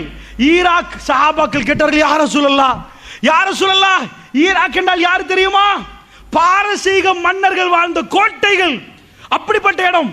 மதீனாவுக்கு ஈராக்குக்கும் மலைக்கும் மடுக்கும் வித்தியாசம். அந்த ஈராக்குக்கு ஆமா வரும், அவர்களுக்கு பொருளாதார தடை வரும். யார்கிட்ட வரும்? யார் சொல்லலாம்? அந்நியர்கள்ட்ட இருந்து வர மாட்டாங்க, அந்நியர்கள்ட்ட இருந்து வர மாட்டார்கள். அப்படியா? அது வராம மறுமை நாள் வராதுன்றாங்க. அடுத்ததாக ரசூலுல்லாஹ் சொன்னாங்க, அடுத்தது சிரியாண்டாங்க. சிரியாவில் பொருளாதார தடை வரும் மாட்டாங்க, சிரியா தன்னுடைய பணத்தை தர மறுக்கும் என்றார்கள். அப்படி ஒரு காலம் வந்தா, சிரியாவுக்கு பொருளாதார சிக்கல் வந்தா அது மறுமை நாளைக்கு அடையாளம் பண்ணிட்டாங்க. அதுக்கு பிறகு யார்கிட்ட வரும்? யார் சொல்லலாம்? ரோமர்கள்ட்ட இருந்து வர மாட்டாங்க, கிறிஸ்தவர்கள்ட்ட இருந்து வர மாட்டாங்க. அப்படியா? அதுக்கு அடுத்தபடியாக ஈஜிப்ட், எகிப்தை சொன்னால் மிஸ்ர், மிஸ்ர் தன்னுடைய பணத்தை தர மறுக்கும் என்றாங்க. அங்க பொருளாதார தடை வரும் என்றாங்க. வரிசையாக சொன்னார்கள். ஈராக்கு டெசர்ட் லயன், பாலைவனத்து சிங்கம் சதாம் ஹுசைன், அவரை முழுக்க முடித்து விட்டார்கள். அவனை கொண்டு போய் தூக்கில போட்டாங்க. ஒரு ஜனாதிபதியை கொண்டு போய் பப்ளிக்கா வச்சு தூக்கில போட்டு ஈராக்கு கதையை முடித்தார்கள். யார்கிட்ட வந்துச்சு? யார்கிட்ட வந்துச்சு? அந்நியன்ட்ட இருந்து வந்துச்சு. ரசூல் ஸல்லல்லாஹு என்ன சொன்னாங்க? ஈராக் தன்னுடைய பொருளாதாரத்தை தர மறுக்கும் என்றார்கள். முஸ்லிம் உம்மத்து எதிர்பார்த்தது, முஸ்லிம் அறிஞர்கள் எதிர்பார்த்தார்கள். ரசூலுல்லாஹ்வுடைய ஹதீஸ் படி அடுத்ததாக சிரியாவுக்கு இந்த பிரச்சனை வர வேண்டும் என்று எதிர்பார்த்தார்கள். அது 2012ஆம் ஆண்டு 11ஆம் ஆண்டு உள்நாட்டு போராக ஆரம்பித்து 38,100 பில்லியன் ரூபாய்கள், நம்ம கணக்குப்படி 38,100 பில்லியன் ரூபீஸ், 38,100 பில்லியன். ஈராக் பொருளாதாரம் இல்லாமலே போச்சு, காலியாச்சு. நம்ம நாட்டு இந்த தடவை பட்ஜெட் 3000 பில்லியன் ரூபாய் செலவு, வரவு இல்லை, வரவு கம்மி. கிட்டத்தட்ட 3000 கிட்ட வருகிறது செலவு. ஸ்ரீலங்கா கவர்மெண்ட் இந்த தடவை போட்ட பட்ஜெட் 3000 பில்லியன் என்றா சிரியாவில் நடக்கிற உள்நாட்டு போர். இது சின்ன பேர போர் இல்லம்மா, அது என்ன போர் நான் சொல்லுவேன், உள்நாட்டு போர். என்ன போர்னு புரியுது உங்களுக்கு? ஸ்ரீலங்காவில் கவர்மெண்ட் ஒன்று சொல்லிட்டு மக்கள் ஏற்றுக்கொள்ளல, புரட்சி பண்ணுவாங்களா, இதை குறைங்க, பஸ்ஸுக்கு இந்த மாதிரி தடை அடிக்காதீங்க, வெஹிக்கிள் போற நேரம் லைசன்ஸ் இல்லைன்னா இவ்வளவு அடிக்காதீங்க, மக்கள் போராடுவாங்களா? போராடுற நேரம் என்ன ஆகும்? ஸ்ரீலங்கா கவர்மெண்ட் என்ன பண்ணும்? அதை ஆர்மி அனுப்பி அந்த மக்கள் என்ன பண்ணுவாங்க, டியர் கேஸ் அடிப்பாங்க, கொஞ்சம் அந்த கண்ணீர் புகை அடிச்சு தண்ணி அடிச்சு மக்கள் அனுப்பிடுவாங்க. ஆனா அங்க என்ன பண்ணா தெரியுமா? பஷார் அல் அசாத் உள்நாட்டு யுத்தம் நடக்குது, நடக்கிற நேரம் கண்ணீர் புகை அடிக்கல, சுட்டு கொலை செய்யறான். சுட்டு கொலை செய்யத்தான் நடக்குது. ஏன் நடக்குதுண்டா, பஷார் அல் அசாத் யாருன்னு புரிஞ்சாதான் இது அப்படியே வழங்கும் உங்களுக்கு. அவங்க வாப்பா அவன் என்ன பண்றான், அவன் ஒரு கட்சியில் ஆட்சி செய்துட்டு இருக்கிற நேரம் இப்ப உள்ள சிரியாவுடைய ஜனாதிபதி யாரு? Bashar al Azad. அவன் ஒரு கண் டாக்டர், ஐ ஸ்பெஷலிஸ்ட், கண் வைத்தியர். அவர் ராணுவத்தில் போய் சேர்ந்து 2000 ஆண்டு அவங்க வாப்பா மௌத்தாகிற நேரம் பஷார் அல் அசாத் ராணுவத்தை எடுத்துட்டு வந்து ராணுவ புரட்சி செய்துதான் வர்றான் கவர்மெண்ட்டுக்கு. ஏனென்றா அவன் வந்து நுசைரியாண்ட பிரிவை சேர்ந்தவன். இப்ப உதாரணத்துக்கு இலங்கையில முஸ்லிம்கள் இருக்கிறோம், எங்க சனத்தொகை எப்படின்னு பாப்போமா? இதே மாதிரி அங்க ஷியாக்கள் இருக்கிறாங்க, சுன்னிகள் இருக்கிறாங்க. ஷியா எங்க நுழைஞ்சானோ அங்க சாவு மணிதான். ஷியாக்கள் நுழைஞ்சால் இரத்த ஆறுகள் ஓடும். எத்தனை வீதம் இருக்கிறாங்க? 12 வீதம். எண்ணி எண்ணி பார்த்தா 30 லட்சம் மக்கள். எங்கள்கிட்ட நாங்க 2 கோடி 10 லட்சம் இருக்கிறோம். ஸ்ரீலங்காவில் முழு சிரியா சனத்தொகை 2.5 கோடி, 2.5 கோடி தான் மக்கள். அதுல பஷார் அல் அசாத் இருக்கிறானே, அவன் நுசைரியா பிரிவு இருக்குது, அவன் 30 லட்சம். மற்றது கிறிஸ்தவர்கள் 10 வீதம் 25 லட்சம். மற்றது துருக்கி மக்கள் இருக்கிறாங்க ஒரு 8 வீதம். அதுக்கு மேல உள்ள 70 வீதமும் அஹ்லு சுன்னா வல் ஜமாத், குர்ஆன் சுன்னாவோட உள்ள மக்கள். அதாவது அஹ்லு சுன்னா வல் ஜமாத் 70, மற்ற 30 தான் பிரிச்சு போடலாம். இதுல இவன் கூட்டம் எவ்வளோ? 2.5 கோடி மக்கள் 30 லட்சம். அப்ப ஏன் அந்த மக்கள் இவருக்கு கீழே இருக்கணும்? நுசைரியா யாருன்னு தெரியுதா? ஈரான் கவர்மெண்ட் இருக்கு பாருங்க, ஈரான் இந்த நுசைரியாவை பார்த்து காஃபிரான். இவனும் ஷியா அவனும் ஷியா. இந்த ஷியா என்ன பண்றான்? ஈரான் சொல்றான் அவன் காஃபிரான். எப்படி அவன் காஃபிரானா? இவங்க ஷியாக்கள் அத்துமீறின நாட்கள். இவங்க யாருண்டா, ஈசா அலைஹிஸ்ஸலாத்து வஸ்ஸலாம் உலகத்துக்கு வந்த பிறகு அவன் என்ன பண்ணா? சிலர்கள் கிறிஸ்தவர்கள் என்ன பண்ணாங்க, இது இறைவனின் அவதாரம் எடுத்து ஈசா வந்தார், இவர் இறைவனின் மகன், இறைவன் நான் ஒரு கூட்டம், இறைவன் மகன் தான் ஒரு கூட்டம், இந்த மாதிரி போச்சு. இதே மாதிரி இவங்க என்ன பண்ணாங்கண்டா, அலி பின் அபி தாலிப் யாரு தெரியுமா? அல்லாஹ் இந்த உலகத்துக்கு அலியுடைய வடிவத்தில் வந்தான். சுப்ஹானல்லாஹ். அலி ரலியல்லாஹு தூக்கி எங்கேயோ வச்சு ஷியாக்கள் ரொம்ப மோசமான ஜாதி. இவர்கள்ட்ட ஒரு கொள்கை என்ன தெரியுமா? அஹ்லு சுன்னா வல் ஜமாத்தை கொண்டா நன்மை, இரத்த ஆறு ஓடினா நன்மை, கொல்ல அவர்களை. இந்த கொள்கையில் உள்ளவர்கள் என்ன பயன்படுத்தினான் தெரியுமா? என்னையே இல்லாமலாக்க பாக்குறீங்களா? அவன் மக்களை கொல்றான், தன்னுடைய நாட்டு மக்களை ராணுவத்தை போட்டு கொல்ற நேரம் அங்கால 4 படம் வருகுது. ISIS வருகுது, ஜபஹத்து நுஸ்ரா வருகுது, துருக்கியில இருந்து ஒரு படம் வருகுது, மக்கள் சார்புல வெளியில இருந்து கொஞ்சம் படம் வருகுது. இவன் தன் கவர்மெண்ட்ல உள்ள ராணுவத்தை அடிக்கிறான். இப்ப அந்த கவர்மெண்ட் சிரியா ஆர்மி அடிக்குது மக்களுக்கு. மக்கள்கிட்ட ஆயுதம் இல்லையா, அந்த பக்கத்து ஆளால் கொஞ்சம் கொடுக்குறாங்க.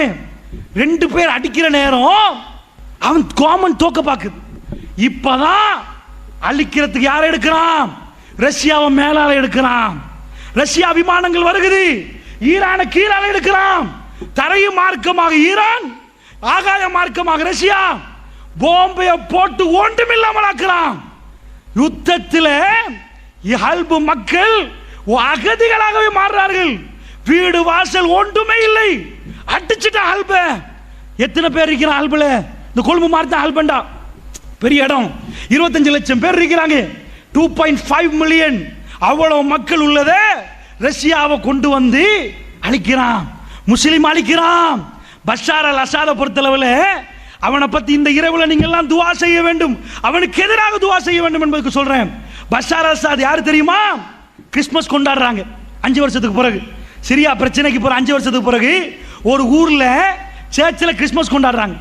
வீடியோ பார்க்கிறேன்னு நான் அசந்து போயிட்டேன். ஏனண்டா பஷார் அல் அசாத் போறான், சிரியா கவர்மெண்ட் தலைவன். அவன் பக்கத்தில் ஒரு பொம்பளை, அந்த பொம்பளை தலையில போட்டு இல்லை, சரிப்பா ஏதாவது இப்படி போட்டு அதுவும் இல்லை, களத்திலையோ எதுலையுமே போட்டு இல்லை, அசல் வெள்ளைக்காரி. பக்கத்தில் போறாங்க, போனா முழுக்க கருப்பு உடுத்த, தலையை மறைச்சி எல்லாத்தையும் மறைச்சி அபாயா போட்டு ஸ்காப் போட்ட பெண்கள், முழுக்க கருப்பு. கை கொடுக்குறான், அவ்வளவு பெண்கள் கையை கொடுத்துட்டு ஹக் பண்ணி கொள்றாங்க. ஓ, முஸ்லிம் பொம்பளை இப்படி செய்ய மாட்டாங்களே, கை கொடுக்க மாட்டாங்களேன்னு பார்த்தா அது சர்ச். அங்க உள்ள கிறிஸ்தவ பெண்கள் எப்படியா எங்க நாட்டில் மாறி நாங்க இஸ்லாமிய அடிப்படையில் எல்லாத்தையும் மறைக்கிறோமே, தலையில இருந்து உடம்புல இருந்து கை வரைக்கும் எல்லாத்தையும் மறைக்கிறோங்க. அவ்வளோத்தையும் மறைச்சா அது யாருப்பா வெள்ளைக்காரி பக்கத்திலே போறான்னு பார்த்தா அஸ்மா அல் அசாத் பொண்டாட்டி, ஐரோப்பால படிச்சவன், தலையில இல்ல மேல இல்ல அசல் வெள்ளைக்காரி பொண்டாட்டி போறா. கிறிஸ்தவ பாதிரியார்கள் உள்ள அந்த இடத்துல கிறிஸ்தவர்கள் முழுக்க மறைச்சிருக்கிறாங்க.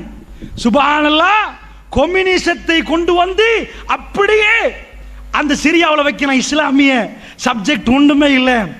இவன் தான் பஷார் அல் அசாத். இவன் என்ன பண்றான்? பிடிச்சி எங்க ஆட்கள் எல்லாத்தையும் கொள்றான். அஹ்லு சுன்னா வல் ஜமாத் என்றால் நானும் நீங்கள் உட்கார்ந்து இருக்கிறோமே, இந்த உறவுகள் தாங்க பாதிக்கப்படுறாங்க. அல்லாஹ்வுடைய நல்லடியார்களே, இந்த யுத்தத்தை வந்து ஏன் மறுமை நாளோட சேர்க்கிறோம்டா, இங்க ஒரு பெரிய இடியாப்ப சிக்கல் இருக்குது. என்ன இடியாப்ப சிக்கல் தெரியுமா? மக்கள் தரப்புல போராடுறதுல நல்லவங்களும் இருக்கிறாங்க. இப்ப சிரியா தரப்பு இருக்கேன்னு வைங்களேன், அதுல ஷியாக்கள் வந்து போராடுறாங்க. மக்கள் தரப்பு இருக்கு பாருங்க, துருக்கி கலைய தலையிடுது, ISIS தலையிடுது. இவங்கெல்லாம் நல்ல ஆட்களா? அங்க பெரிய பிரச்சனை விளங்குதா உங்களுக்கு?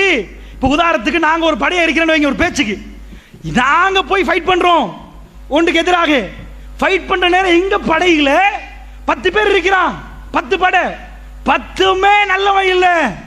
நாங்க ஒரு கெட்டதுக்காக போராடுறோம், எங்கள்கிட்ட உள்ள 10 படையும் சந்தேகம். அந்த மாதிரியான படைகள் தான் இதெல்லாம். இதுவரைக்கும் உலகத்தில் ISIS ஒண்ணுமே புரியல. யாருப்பா இந்த ISIS? நல்லவனா கெட்டவனா? கேள்விக்குறியா தான் இருக்குது. ஏன் கேள்விக்குறியா இருக்குது? இது அமெரிக்காவே வாசல திறந்த மாதிரி இருந்துச்சு. ஈராக் எப்படி ISIS உண்டாச்சு? ஈராக்கு யுத்தம் முடிய 3.5 லட்சம் பேரை கொண்டு போய் பெரிய ஜெயில அடைக்கிறான். அடைச்சா எப்படி வெளியாகுறாங்க? ஜெயில உடைச்சு வெளியே பாயிறான். வெளியே பாஞ்சா எது இப்ப மாடர்ன் ஆயுதமோ, நவீன ஆயுத களஞ்சியம் உண்டு ஜெயிலுக்கு பக்கத்திலே. பெரிய ஒரு ஸ்டோர் அமெரிக்காட, எல்லா ஆயுதமும் இருக்குது, நவீன ரகமான ஆயுதம். இந்த 3.5 லட்சம் பேர் என்ன பண்றாங்க? ஜெயில இந்த உடைச்சிட்டு வந்த உடனே ஆயுத களஞ்சியம் உடைக்கிறாங்க. உடைச்சு அதுல உள்ள ஆயுதத்தை எடுத்து ஈராக்கு வழியாக அப்படியே உள்ள நுழைஞ்சு சிரியாக்குள்ள போடுறாங்க. இப்ப என்ன பிரச்சனைண்டா, அமெரிக்கா இவ்வளவு கூமுட்டையா? வெளிக்கடை ஜெயில இருந்தே பாயலாம் இருக்குது, போகம்பர்ல இருந்தே பாயலாம் இருக்குது. 3.5 லட்சம் பேரை ஈராக்கில் அடக்கி வச்சு ஜெயில இருந்து பாய்ந்தார்களாம். பாஞ்சா சரி சரி, ஜெயில உடைச்சிட்டான்னு வைங்களேன், அவன்கிட்ட உள்ள அந்த மாதிரி பிரிசன் எல்லாம் உடைச்சிட்டான். உடைச்சா இங்க இருந்து போய் ஆயுத களஞ்சியத்தில் கை வைக்க காட்டியும் இவன் எங்க பார்த்தான்? மேல பார்த்தானா? அப்ப நான் சொல்லல அமெரிக்கா உருவாக்கின படைன்னு சொல்லல. அமெரிக்கா ஆயுதத்தை கொடுக்கும் வரைக்கும் பார்த்து கொண்டிருந்தான். ஏன் பார்த்தான் தெரியுமா? அவன் வேலையே ஆயுதத்தை கையில கொடுத்த நீங்க சண்டை பிடிப்பீங்க, ஃபைனலி நான் வருவேன் சமாதானம் சொல்லி ஒரு அடி அடிச்சு எல்லாத்தையும் முடிச்சிடும். விளங்குதா? இதான் வேலை. அதனால ISIS ஆயுதம் கிடைத்தது உலகத்தில் பெரிய சந்தேகம். நவீன ரகமான ஆயுதம், கொஞ்சம் நெஞ்ச இல்ல, அவ்வளவு ஒட்டிச்சு சாம்பலாக்கி அந்த ஆயுதங்களை தூக்கி கொண்டுதான் சிரியாவுக்குள்ள நுழைகிறாங்க. அப்ப அல்லாஹ்வுடைய நல்லடியார்களே, இதுக்குள்ள போற கூட்டத்தில் ஜபஹத்து நுஸ்ரா யாருன்னு விளங்குது இல்ல, ISIS அதுக்கால வருகிறது. வந்து எல்லாரும் ஒன்று சேர்றார்களே, நாளைக்கு இந்த நல்ல மக்களுக்குள்ள யுத்தம் வரலாம் என்ற சந்தேகம் வருகிறது. இதுக்கு முன்னாடி சந்தேகப்பட்டா யுத்தம் நடந்தா இன்னும் ஸ்ரீலங்கா ராணுவமும் LTT ஓகே அவ்வளவுதான் வருது. இது அவன் தூக்கிட்டு வாரான், இவன் தூக்கிட்டு வாரான், அவன் தூக்கிட்டு வாரான். நாளைக்கு நீங்க சண்டை பிடிக்க மாட்டீங்களா? ஷையுல் முஸ்லிம்ல தெளிவா வருகிறது. ரசூலுல்லாஹ் ஒரு துஆ கேட்கிறாங்க, யா அல்லாஹ் என்னுடைய உம்மத்தை, அடுத்த மக்கள் இருக்கிறார்களே அவர்களை வச்சு எங்க உம்மத்தை, எங்க நாடுகளை பிடிச்சிட விடக்கூடாது யா அல்லாஹ், எங்க மண்களை அவர்கள் கையில கொடுத்துறாதே யா அல்லாஹ். அல்லாஹ் ஏத்துக்கொள்றான். என்ன ஏத்துக்கொள்றான்? ஒட்டுமொத்த ஏரியாவையும் கொடுக்க மாட்டேன், உங்களுக்குள்ள சண்டை பிடிப்பீங்க, நீங்க உங்களுக்குள்ள சண்டை பிடிப்பீங்க, அதெல்லாம் ஒண்ணும் பண்ண இயலாது, நீங்கள் சண்டை பிடித்துக் கொள்வீர்கள் என்றார்கள் ரசூலுல்லாஹ். அல்லாஹ் அதை மறுத்து விட்டார் என்றார்கள். வெளியில இருந்து வந்து எங்களுடைய முழு பிரதேசத்தை பிடிக்க மாட்டார்கள், சின்ன சின்ன இடம் பிடிப்பாங்க, ஆனா உங்களுக்குள்ள சண்டை வரும் என்றார்கள் ரசூல் ஸல்லல்லாஹு அலைஹி வஸல்லம் அவர்கள். அப்ப என்ன சண்டை வருவது? இந்த யுத்தம் முடிஞ்சா கூட இன்னொரு யுத்தம் சிரியால வரலாம், அது முடிஞ்சா இன்னொன்று வரலாம் என்று சொல்ற மாதிரி ஒரு இடியாப்ப சிக்கல் சிரியாவுக்குள் நடக்கிறது. புரியுதா உங்களுக்கு? யுத்தம் எங்கேயோ தொடங்கி எங்கேயோ ஓடுது. அல்லாஹ்வுடைய நல்லடியார்களே, நபிகள் நாயகம் ஸல்லல்லாஹு அலைஹி வஸல்லம் அவர்கள் சொன்னார்கள், இந்த யுத்தத்தோட நான் எப்படி தொடர்பு படுத்துறேன்னு கேளுங்க. கிழக்கு பகுதியில் இருந்து நீதமான ஒரு படை கிளம்பும் என்றார்கள், மிக நீதமான ஒரு படை கிளம்பும் என்றார்கள். கிழக்கு பகுதி என்று சொன்னால் ஷாமுடைய இடம். இங்கிருந்து நீதமான ஒரு படை வந்தால் அந்த படை அப்படியே ஜஸீரத்துல் அரபுக்குள், மக்கா மதீனாவுக்குள் நுழைய ஆரம்பிக்கும். அந்த நேரத்திலே ஒரு மன்னருடைய 3 பிள்ளைகள் ஆட்சிக்காக வேண்டி போராடி கொண்டிருப்பார்கள். வாப்பாவுட்டு இருந்து இவர் எனக்கு ஆட்சி வேணும் என்று கேட்பார், அவர் அவருக்கு ஆட்சி வேணும் என்று கேட்பார். இந்த நிலைமை என்றார்கள் ரசூலுல்லாஹ். படம் பிடித்து காட்டினார்கள் ரசூலுல்லாஹ். இப்படி உலகத்தில் நடந்தால் நீதமான ஒரு படை வந்து அவர்கள் வந்து மக்காவை கைப்பற்றுவார்கள் என்றார்கள், அவர்கள் மதீனாவை கைப்பற்றுவார்கள் என்றார்கள். அந்த படை அப்படியே வந்து மக்கா மதீனாவில் இருந்து அந்த ஏரியா அத்தனையுமே கைப்பற்றி விடுவார்கள். ஒரே ஒரு நைட் என்றார்கள் ரசூலுல்லாஹ். அந்த படையில் யார் இருப்பார்கள்? அவர்கள் உலகத்தில் இதுக்கு முன்னாடி அறிமுகப்படுத்தப்பட்டிருக்க மாட்டார்கள், ஏனென்றால் அவர்கள் நீதமான படை. ரசூலுல்லாஹ் அந்த படைக்கு இன்ன பேர், அந்த பேர், இந்த பேர் என்று வைக்கவில்லை, அதில் நீதமான படை என்றார்கள், மிக நேர்மையான படை என்றார்கள். அவர்கள் வந்த உடனேயே கஅபத்துல்லா அங்கே அவர்கள் இருப்பார்கள். இரவு நேரம், ஒரே ஒரு நைட், ஹஜர், அதாவது மக்காம இப்ராஹிமுக்கும் ஹஜருல் அஸ்வதுக்கும் இடைப்பட்ட இடத்திலே அவர் இமாம் மஹ்தி, அவரை தேர்ந்தெடுத்துக் கொள்வார்கள். அல்லாஹ்வுடைய நல்லடியார்களே, இந்த படை அவர்கள் வருவார்கள். எப்ப வருவார்கள் தெரியுமா? இவர்கள் வந்த உடனே மதீனா ஹை செக்யூரிட்டி ஜோன், மதீனாவிலே இருந்து தான் படைகள் உலகம் எங்கும் அனுப்பப்படும். ரசூலுல்லாஹ் அதுக்கு வைத்த பேர் என்ன தெரியுமா? மதீனாவில் இருந்து அந்த படை அனுப்பப்படுகிற நேரம் மிக பவர்ஃபுல்லான ஒரு படை. ரசூல் ஸல்லல்லாஹு அலைஹி வஸல்லம் பயன்படுத்துகிற வார்த்தை, உலகத்திலேயே அதிகமான பலமான படை இந்த படை என்றார்கள் ரசூலுல்லாஹ். இந்த பூமியிலே பலமான படை மதீனாவில் இருந்து வெளியே வரும் என்றார்கள். வேற பேர் வைக்கவில்லை ரசூலுல்லாஹ். பலமான படை, நீதமான படை. அந்த பலமான படை எங்க போகும் தெரியுமா? ரோமர்கள் வந்து, கிறிஸ்தவர்கள் வந்து இஸ்தான்புல், கான்ஸ்டான்டினோப்பிள், துருக்கியுடைய தலைநகரத்தை இறங்கி கையிலே பிடித்துக் கொண்டிருப்பார்கள். துருக்கியை பிடித்தால், இன்றைக்கு துருக்கியில யுத்தம் ஆரம்பிக்கப்பட்டிருக்கிறது, சரமாரியாக பாம்பை போட்டுக் கொண்டிருக்கிறார்கள். இன்றைக்கு ஒரு மாதத்துக்கு முன்னாடி பீஸ் டாக்கை உடைத்து விட்டு துருக்கியிலே பிரச்சனை ஆரம்பித்து விட்டது. அரபு நாடுகள் எல்லாம் பிரச்சனைகள் இருக்கிறது. அல்லாஹ்வுடைய தூதர் என்ன சொன்னார்கள்? துருக்கியில் உள்ள தலைநகரம் இஸ்தான்புல், அது எங்கள்கிட்ட இருந்து பறி போனது என்று செய்தி உங்களுக்கு கேள்விப்பட்டால், அல்லாஹ்வுடைய நல்லடியார்களே, மஹ்தி அலைஹிஸ்ஸலாத்து வஸ்ஸலாமுடைய வருகைக்கும் இஸ்தான்புலுக்கும் மிக மிக நெருக்கமான தொடர்பு இருக்கிறது. அமாக் அல்லது தாபிக் என்ற ஊர் அலப்போவுக்கு பக்கத்திலே, இன்றைக்கு அதிபயங்கரமான யுத்தம் நடக்கக்கூடிய அலப்போவுக்கு பக்கத்திலே இந்த தாபிக் என்ற ஊர் எங்க கையில இருந்து பறி போய்விட்டால், அதே மாதிரி இஸ்தான்புல், துருக்கியுடைய இஸ்தான்புல் எங்க கையில இருந்து பறி போய்விட்டால், அல்லாஹ்வுடைய நல்லடியார்களே, அங்கே தான் இமாம் மஹ்தி வருவார். எங்கிருந்து வருவார்? ஹரத்திலே அவர் இருப்பார். ஒரு காலமும் அவருக்கே தெரியாது அவர் தான் மஹ்தி என்று. நன்றாக புரிந்து கொள்ளுங்கள், மஹ்தி அவர் என்று அவருக்கே தெரியாது. ரசூலுல்லாஹ் என்ன சொன்னார்கள்? படர்ந்த நெற்றி என்றார்கள். மூக்கு கொக்கை, இன்னொரு ஹதீஸிலே மூக்கு கொஞ்சம் நீளமாக இருக்கும் என்றார்கள். அவர் என்னுடைய குடும்பம் என்றார்கள். ரசூல் ஸல்லல்லாஹு அலைஹி சொன்னார்கள், என்னுடைய குடும்பம் என்றார்கள். என்னுடைய ஃபாத்திமாவுடைய குடும்பம் என்றார்கள் ரசூல் ஸல்லல்லாஹு அலைஹி வஸல்லம். குறிப்பாக ஹஸன் ரலியல்லாஹுடைய குடும்பம் என்றார்கள். அங்கிருந்து வருவார் முஹம்மது இப்னு அப்துல்லா, அவருடைய வாப்பாவுடைய பேர் அப்துல்லா, அவருடைய பேர் முஹம்மத்.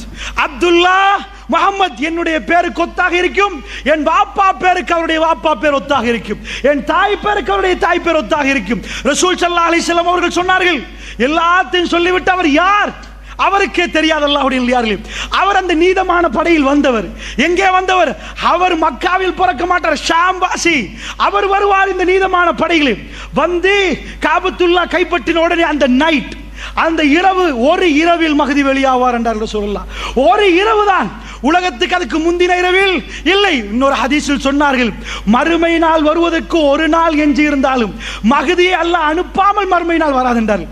ஏன் அப்படி சொன்னார்கள் தெரியுமா? அவ்வளவு உறுதி மஹதி வருவார் என்பதற்கு. மஹதி அலைஹிஸ்ஸலாத்து வஸ்ஸலாம் அவர்கள் ரசூல் ஸல்லல்லாஹு அலைஹி சொன்னார்கள், என்னுடைய பரம்பரையில் அவர் வருவார். வந்தால் அவர் அப்படியே இந்த இடத்தில் இருப்பார், மக்காம் இப்ராஹிமுக்கும் இதுக்கும் இடையில் இருப்பார். அந்த நேரத்தில் கண்டு கொள்வார்கள் மக்களில் உள்ள சிறந்தவர்கள், அறிவாளிகள். அவர்கள் இவரை கண்டு கொண்டு இவர் இமாம் மஹதி என்பார். அல்லாஹ்வுடைய நல்லடியார்களே, அறத்தில் அப்படி நடந்தது. 1979 ஆண்டு சில பேர்களுக்கு கேள்விப்பட்டிருக்கும், 4 நாட்களாக அறத்தில் தொழுகை நடக்கவில்லை. சுபஹ் தொழுகை முடிந்த உடனே ஒரு ஃபயர் பண்ணினார்கள், ஷூட் பண்ணி ஹரமே அப்படி கதிகலங்கி போய்விட்டது. ஹரத்துக்குள்ளே ஒருவர் எடுத்து மைக்கை எடுத்து பிடித்து பேசினார், இமாம் மஹதி வந்திருக்கிறார், இதா இருக்கிறார் இமாம் மஹதி என்று ஒருவரை காட்டி, அவருடைய வாப்பா பேர் அப்துல்லா, அவருடைய பேர் முகமது, அவர் படையோடு இங்கே வந்திருக்கிறார், ஹரத்தில் இமாம் மஹதி வந்து விட்டார் என்று சொன்ன சேருக்கு ஹரமே குழம்பி நிற்கிறது. அவர் அரபியில் பேசுகிறார். அங்கே உள்ள பாதி பேருக்கு ஒன்றுமே புரியவில்லை. ஏனென்றால் அஜமிகள் அங்கே இருக்கிறார்கள், என்ன பண்ணுவது என்று விளங்கவில்லை. ஃபயர் பண்றதுக்கு எல்லோரும் ரெடியாக நிற்கிறார். ஹரம் அப்படியே இருக்கிறது. சவுதி கவர்மெண்ட் அது வரைக்கும் இப்படிப்பட்ட ஒரு செக்கிங் கொடுக்கவே இல்லை. இன்றைக்கு போய் ஜித்தாவில் நிற்கிறோம் என்றால் செக் பண்ண வேண்டும் என்று அவர்கள் அவசரப்படுத்துகிறார்கள் என்றால், நீண்ட நேரம் நிப்பாட்டி வைத்து விசாரிக்கிறார்கள் என்றால், இது எல்லாம் 79க்கு பிறகு நடந்தது. அல்லாஹ்வுடைய நல்லடியார்களே, என்ன நடந்தது? ஹரத்திலே இமாம் மஹதியுடைய ஆட்சி என்று சொல்லி அறிவித்து எல்லாரும் வெளியான பிறகு சவுதி அவசரமாக ஃபயர் பண்ணவில்லை. ஹரத்திலே ஒன்றும் பண்ண முடியாது. எல்லாம் அமைதியாக நின்று ரொம்ப ஸ்மூத்தாகத்தான் ஹேண்டில் பண்ணி, அது மஹதி இல்லை அப்பா. ஏனென்றால் சவுதியே கதிகலங்கி நின்றது. இது மஹதியா என்ன? யார்? இமாம்கள் தெளிவாக பேசினார்கள், இப்படி மஹதி வர மாட்டார் என்றார்கள், தெளிவாக சொன்னார்கள். அல்லாஹ்வுடைய நல்லடியார்களே, நிறைய பேர் பேசினார், அவர் மஹதியாம், இவர் மஹதியாம், மஹதி வந்து விட்டாரும். ஒரு காலமும் மஹதி அலைஹிஸ்ஸலாத்து வஸ்ஸலாம் அவர் வர முன்னாடியும் தெரியாது, அவருக்கும் தெரியாது. அவர் முஹம்மது, அவர் மஹதி என்றால் என்ன தெரியுமா அர்த்தம்? அவர்தான் கலீஃபா, அவர்தான் கலீஃபா. ரசூலுல்லாஹ் சொன்னார்கள், பனி மலைகளை தாண்டியாவது மஹதி வந்தால் அவருக்கு பையத்து பண்ணுங்கள் என்றார்கள். நீங்கள் எல்லோரும் அவர் அணியில் ஒன்று சேருங்கள் என்றார்கள். சாதாரண ஒருவர் வந்து நான் மஹதி என்றா உனக்கு என்னடா ஆட்சி இருக்குது? மஹதிக்கு என்ன கிடைக்கும் தெரியுமா? ஜஸீரத்துல் அரப் அவர் கையில் இருக்கும். ஒரு நாளில் அவர் ஆட்சியாளராக முழு உம்மத்தும் கண்டு கொள்ளும். அல்லாஹ்வுடைய நல்லடியார்களே, அப்படிப்பட்டவர் வந்தாதான் ஆட்சி. ஜஸீரத்துல் அரபில் அது நடக்கவில்லை. நிறைய பேர் வந்து ஹோட்டல்களில் தங்கி மஹதி வந்தாராம். ஒரு காலத்தில் இன்னொருத்தர மஹதி மஹதி என்று அழைத்தார்கள். இப்படி காதியானில் இருந்து எல்லாருமே மஹதியை பற்றி பேசுவார்கள். அந்த மஹதி அலைஹிஸ்ஸலாத்து வஸ்ஸலாம் அப்படியெல்லாம் வரவே மாட்டார். நீங்கள் யாரை பார்த்து சந்தேகப்படவே தேவையில்லை.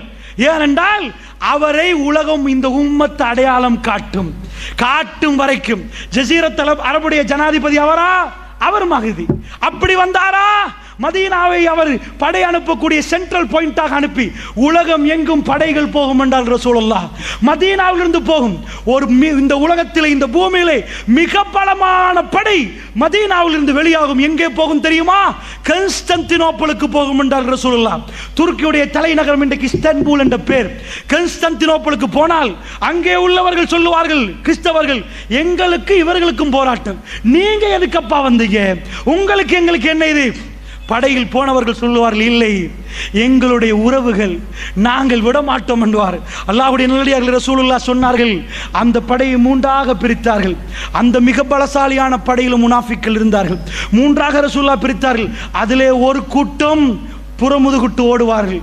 அல்லாஹ் ஒருபோதும் அவர்களை மன்னிக்க மாட்டான் என்றார்கள் ரசூலுல்லாஹ். அதில் இன்னொரு கூட்டத்தை ரசூலுல்லாஹ் சொன்னார்கள், அவர்கள் அந்த யுத்தத்திலே ஷஹீதாக்கப்படுவார்கள்.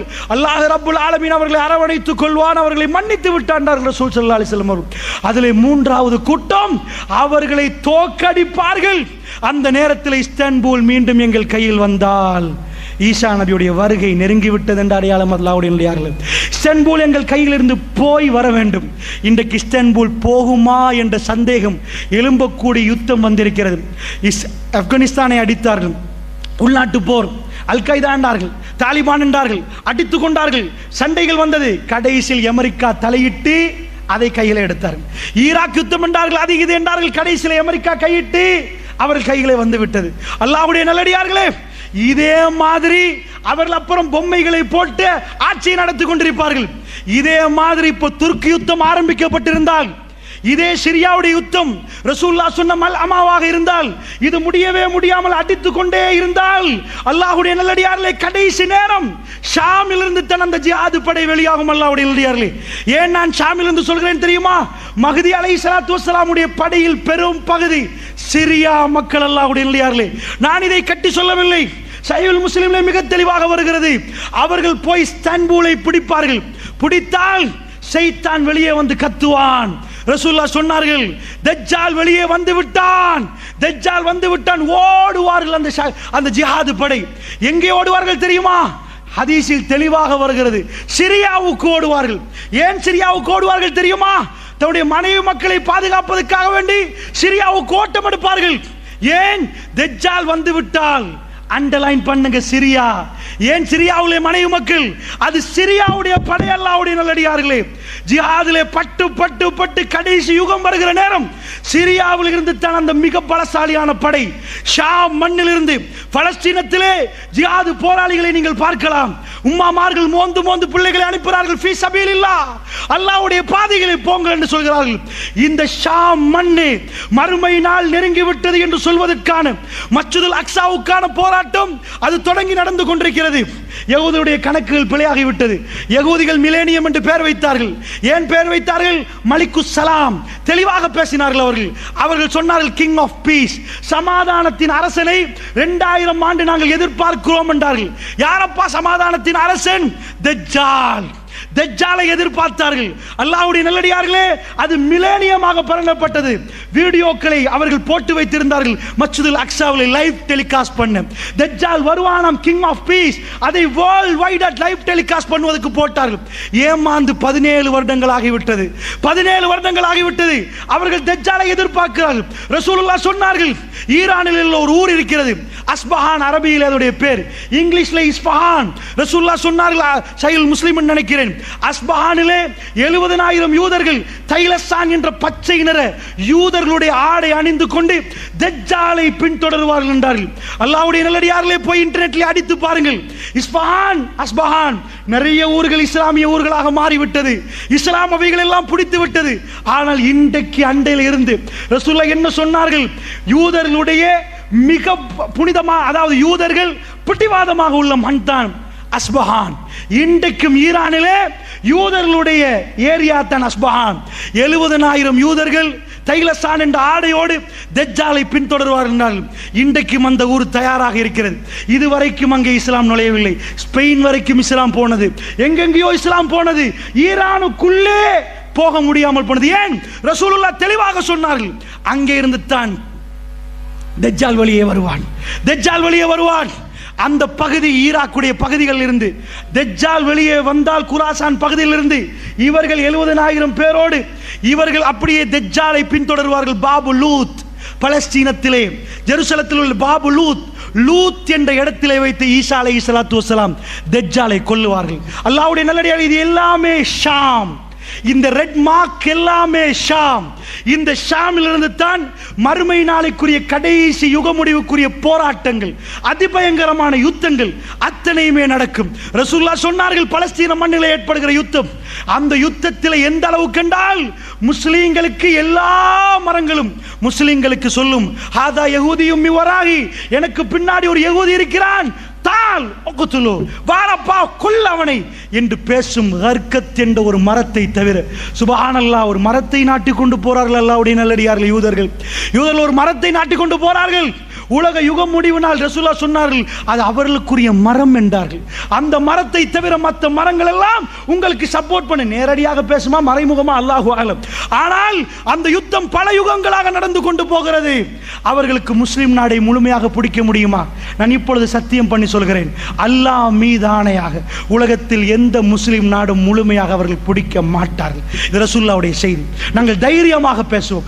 1400 ஆண்டுகளாக முஸ்லிம் நாடு என்ற முஸ்லிம் மண் என்று எது சொல்லப்பட்டதோ அதை முழுமையாக அவர்கள் பிடிக்க மாட்டார்கள். ஒரு பகுதி அவர்களுக்கு பிடிப்ப விடலாம், முழுமையாக பிடிக்க மாட்டார்கள். இது ரசூலுல்லாஹ் தெளிவாக சொன்னது. அல்லாஹ்வுடைய நல்லடியார்களே, அப்படி என்று சொன்னால் பலஸ்தீனம் சின்னதாகிவிட்டது, ஆனால் பலஸ்தீனம் அழியாது, அங்கே ஜிஹாது நடக்கும். ஒரு காலமும் இந்த யூதனுக்கு எங்களை பலஸ்தீனிலிருந்து விரட்ட முடியாது. இதை நன்றாக புரிந்து கொள்ளுங்கள் அல்லாஹ்வுடைய நல்லடியார்களே.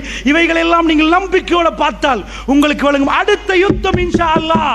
மிஸ்ரில் இதுவரைக்கும் யுத்தம் இல்லை, ஈஜிப்டில் இதுவரைக்கும் யுத்தம் இல்லை, அடுத்தது மிஸ்ரில் நீங்கள் எதிர்பாருங்கள். ரசூலுல்லாஹ்வுடைய அடிப்படையில் நான் இந்த பாடத்தை படிக்கிற நேரம் எனக்கு படித்து தந்த உஸ்தாத் சொன்னார், ஈராக்கிலே பிரச்சனை, அடுத்தது சிரியா என்று சொன்னார். சிரியா என்று சொன்னார். அல்லாஹ் ரப்புல் ஆலமீன் அவர் மௌத்தாகி விட்டார், ஆனால் நாங்கள் இப்பொழுது சிரியாவை பார்க்கிறோம். இன்ஷா அல்லாஹ் அடுத்தது எகிப்து. இதில் கை வைக்கப்பட்டு எகிப்து பொருளாதாரம் உடைக்கப்பட்டால் ரசூலுல்லாஹ்வுடைய வரிசை சரியாகி விட்டது. அப்படி என்றால் இந்த யுத்தங்கள் நடந்து கொண்டு போகுமா என்றால், அல்லாஹ்வுடைய நல்லடியார்களே, மறுமை நாளைக்குரிய அடையாளங்கள் அத்தனையும் ஒன்று சேர்ந்து கொண்டிருக்கின்ற அர்த்தம். அப்படி என்றால் மிக நெருக்கமாக இருக்கிறது என்றால் மறுமைக்கு நானும் நீங்களும் மறுமையை நினைத்தோமா? அல்லாஹ்வுடைய நல்லடியார்களே, சிரியா மக்களுக்காக, ஷாம் மக்களுக்காக என்ன சொன்னோம்? அல்லாஹ்வுடைய நல்லடியார்களே, முதலிலே சிரியாவிலே பிரச்சனை ஏற்பட்ட இடம் டெமஸ்கஸ், திமிஷ்க். கிழக்கு பகுதியில் ஒரு வெள்ளை மினாரா இருக்கிறது. அதாவது இமாம் ஈசா அலைஹிஸ்ஸலாத்து வஸ்ஸலாம் அவர்கள் இறங்குகிற இடம் வெள்ளை மினாராண்டு ஒரு சிலர்கள் அடையாளம் வைத்திருக்கிறார்கள். அல்லாஹு ஆலம், எங்களுக்கு நேரடியாக அடையாளம் காட்ட முடியாது. எது அடையாளம் படுத்தப்பட்ட வெள்ளை பள்ளிவாசலோ அதிலும் ஒரு துண்டு இந்த யுத்தத்திலே பாதிக்கப்பட்டிருக்கிறது. ஸோ இந்த ஷாமை பொறுத்தளவிலே அதிபயங்கரமான யுத்தத்துக்குரிய அத்தனை அடையாளங்களும் மிக தெளிவாக தெரிகிறது என்று சொன்னால், நாயகம் ஸல்லல்லாஹு அலைஹி வஸல்லம் சொன்ன செய்தியை ஞாபகப்படுத்துகிறேன். உலகம் இந்த மாதிரியான பிரச்சனையை முகம் கொடுக்கிற நேரம் யமனை காட்டி ரசூலுல்லாஹ் சொன்னார்கள், யமனில் ஒரு யுத்தம் உருவாகும் என்றார்கள். யமனிலே யுத்தம் உருவாக்கப்பட்டிருக்கிறது. யமனிலும் சண்டை நடக்கிறது. ஜனாசாக்கள் ஒவ்வொரு நாளும் ஜனாசாக்களை தான் சந்திக்க வேண்டியிருக்கிறது என்றால், அல்லாஹ்வுடைய நல்லடியார்களே, அதிபயங்கரமான யுக முடிவு நாள் சம்பவித்தால் நானும் நீங்களும் தயாரா? அல்லாஹ்வுடைய நல்லடியார்களே, இமாம் மஹ்தி அலைஹிஸ்ஸலாத்து வஸ்ஸலாமுடைய வருகை இந்த உலகத்துக்கு நெருங்கி கொண்டிருக்கிறது என்று சொன்னால் நானும் நீங்களும் தயாரா என்று சிந்தித்து பார்க்க வேண்டும். அல்லாஹ்வுடைய நல்லடியார்களே, ரசூலுல்லாஹ் சொன்னார்கள், ஒரு யுகம் வரும் என்றார்கள், பசித்த நாய்கள் உணவை கண்டால் எப்படி பாய்வார்களோ அந்த அளவுக்கு மறுமையினால் நெருங்கிவிட்டால் காஃபிர்கள் முஸ்லிம்களை கண்டு பாய்ந்து கொதறுவார்கள் என்றார்கள் ரசூல் ஸல்லல்லாஹு அலைஹி வஸல்லம். முஸ்லீம் முஸ்லீம் என்று சொல்லப்படுகிற நேரம், லா இலாஹ இல்லல்லாஹ் மொழியப்படுகிற நேரம், அந்த ஒரே வார்த்தைக்காக முஸ்லீம் கொல்லப்படுகிறான். அல்லாஹ்வுடைய நல்லடியார்களே, இந்த உலகத்திலே முஸ்லீமுக்கு வாழ முடியாதாம். காரணம், அவன் முஸ்லீமாம். அல்லாஹ்வுடைய நல்லடியார்களே, ரோஹின்யா முஸ்லிம்களை நீங்கள் எல்லாம் பார்த்திருப்பீர்கள். அர்கான் என்ற ஒரு ஊராகவே வாழ்ந்து கொண்டிருந்தார்கள். அர்கான் என்ற ஊராக வாழ்ந்து கொண்டிருக்கிற நேரம் ரோஹின்யா முஸ்லிம்கள் அவர்கள் பர்மாவுக்குள் உள்ளடக்கப்பட்ட பிறகு அவர்கள் அத்தனை பேரும் விரட்டப்பட்டு நிப்பாட்ட வைத்து சுட்டார்கள். அல்லாஹ்வுடைய நல்லடியார்கள் என்ன காரணம் கேட்டால், ஏனப்பா அவர்கள் செய்த பிழை என்னப்பா? முஸ்லிம் என்றார்கள். முஸ்லிம் என்றார்கள். ரசூலுல்லாஹ் என்ன சொன்னார்கள்? ஒரு காலம் வரும், எப்படி பசித்த நாய்கள் வெறி பிடித்து உணவை கண்டால் பாய்வார்களோ உங்களை கண்டு அப்படி பாய்வார்கள் அப்பா என்றார்கள். சஹாபாக்கள் கேட்டார்கள், யா ரசூலல்லாஹ், அப்பொழுது நாங்கள் அதிகமாக இருப்போமா கொஞ்சமாக இருப்போமா? ரசூலுல்லாஹ் சொன்னார்கள், நீங்கள் அதிகமாக இருப்பீர்கள். சொல்லிவிட்டு சொன்னார்கள், நானும் நீங்களும் இருக்கிறோம். அப்படி இருக்க மாட்டார்கள் அப்பா, வெள்ளத்தில் அடிபட்டு போகிற சருகுகள் போன்றிருப்பார்கள். அதனால் அதிகமாக இருந்து வேலை இல்லை, நீங்கள் அதிகமாக இருப்பீர்கள், ஆனால் வெள்ளத்தில் அடிபட்டு போற சருகுகள் மாறி இருப்பீர்கள். அல்லாஹ்வுடைய நல்லடியார்களே, அப்படிப்பட்ட காலமாண்டு சந்தேகிக்கப்படுகிற அளவுக்கு முஸ்லிம் என்றால் அவன் தீவிரவாதி, முஸ்லிமை கொல்லுங்கள், முஸ்லிமை அடியுங்கள் என்று சொல்லப்படுகிறது. ரோஹின்யா முஸ்லிம்களை அனுப்பினா சுப்ஹானல்லாஹ், யாரு கைவிரிச்சா தெரியுமா? அர்கான்ல இருந்து ஒரு ஆறு ஓடுது. அந்த ஆறு நேரடியா பங்களாதேஷுக்கு செட் ஆகுது. நாயிஃப் என்ற ஒரு ஆறு, அதுல போட்டா வந்தாங்க. நீங்க எல்லாம் பார்த்திருப்பீங்க. சின்ன குழந்தைகளை கையில் வைத்திருந்தார்கள், சாப்பாடு பார்சல் கொடுத்தாங்க.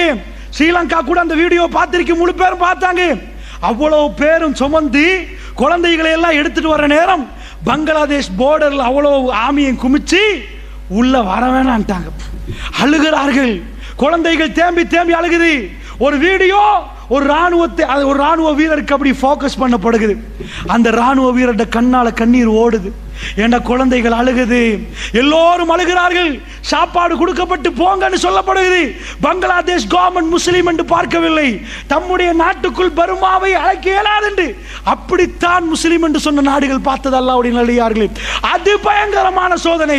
முஸ்லீமுக்கு பாதிக்கப்படுற நேரம் மற்ற முஸ்லீம் கைவிரித்து விட்டான். அந்த நேரத்தில் பிள்ளைகளை தூக்கி காட்டுவார்கள், பிஞ்சி மதலைகள். எனக்கும் உங்களுக்கும் அப்படிப்பட்ட சோதனை வரவில்லை. காலையில் போகிறோம், மாலையில் வருகிறோம், சின்ன சின்ன பொருளாதார சிக்கல். ஆனால் எனக்கும் உங்களுக்கும் அவர்கள் பட்ட வேதனை கூட ஞாபகம் இல்லை என்றால் நாங்கள் முஸ்லீமா முனாஃபிக்கா அல்லாஹ்வுடைய நல்லடியார்களே. காட்டின உடனே அந்த ராணுவ வீரர் கண்ணீர் வடிகிறது. அப்படியே சொல்லுவார், அல்லாஹ் உங்களை பாதுகாப்பான், போங்க, எங்களுக்கு வேற ஒன்றும் பண்ண முடியாது. அழுது அழுது சொல்லுவாரு, சுப்ஹானல்லாஹ். அந்த மக்கள் திரும்ப போட்டில் ஏற்றி அனுப்பப்படுவார்கள். அந்த மீன் பிடித்தவர்கள் சொன்னார்கள் அறிக்கை, நாங்கள் எல்லாம் மீன் பிடிக்க போனோம், ஆத்தங்கரையிலே நாங்கள் மீனை விட அதிகமாக சின்ன பிள்ளைகளும் மதலைகளும் பெரியவர்களும் ஜனாசாக்களை மிதங்குவதை பார்த்தோம். அல்லாஹ்வுடைய நல்லடியார்களே, இந்த முஸ்லிம் உம்மத் வெறி பிடித்த நாய்கள், பசித்த நாய்கள் எப்படி உணவை கண்டால் பாயுமோ அப்படி பாயும் வரைக்கும் லா தக்கூமு ஸாஅ, மறுமை நாள் வராது என்றார்கள் ரசூலுல்லாஹ். என்னுடைய மக்கள் பாதிக்கப்பட்டிருக்கிறார்கள். ஜனாசா ஆத்தங்கரை ஓரமாக மிதக்கிறது. அல்லாஹ்வுடைய நல்லடியார்களே, முழு உலகமே பார்த்த ஒரு போட்டோ நிறைய நாளிதழ்களில் தலைப்பு செய்தியாக வந்து உலகமே உழுக்கப்பட்ட ஒரு போட்டோ. கையில் தூக்குற நேரம் தான் நானே வயதை அலைந்து கொண்டேன். ஏனென்றால் வீடியோ கூட வெளியிட்டார்கள். ஒரு கரை ஓரமாக சிரியாவுடைய யுத்தத்திலே கரை ஓரமாக ஒரு குழந்தை, அந்த குழந்தையுடைய அப்படியே முகம் குப்புற அந்த குழந்தை மவுத்தாக இருக்குது. கிட்டத்தட்ட 3-4 வயசு இருக்கும். அதாவது அப்படியே அலை வருகுது, தலையை நலைக்குது, அலை வருகுது, தலையை நலைக்குது. இந்த மாதிரி நலைச்சு போகுது. சுப்ஹானல்லாஹ். ஜனாசாவை தூக்கினால் சின்ன ஒரு குழந்தை. இந்த மாதிரி யுத்தங்களால் முஸ்லிம்கள் பாப்பா கடலில் மௌத்து, உம்மா மௌத்து, அந்த பிஞ்சு குழந்தை கடலிலே அனாதையாக மரணிக்கப்பட்டிருந்தால் அல்லாஹ் ரப்புல் ஆலமீன் அப்படிப்பட்ட சோதனை எனக்கும் உங்களுக்கும் தரவில்லையே. இந்த இரவிலே நானும் நீங்களும் அந்த மக்களுக்காக கண்ணீர் வடித்து துவா செய்யாவிட்டால், யா அல்லாஹ், எங்களுடைய மக்கள், எங்களுடைய புனித மண்ணிலே மிக அதிபயங்கரமான போராட்டம் நடக்கிறது, அந்த மக்களுக்கு உன்னுடைய உதவி வேண்டும் இறைவா என்று கேட்காவிட்டால் நாம் எல்லாம் எப்படிப்பட்ட முஸ்லிம்கள் அல்லாஹ்வுடைய நல்லடியார்களே. எனக்கும் உங்களுக்கும் உள்ள இந்த சாதாரண பிரச்சனைகள் பெரும் பிரச்சனையாக இருந்தால் நீங்கள் எல்லாம் பார்க்கலாம். அதாவது உலகமே பார்த்த வீடியோ.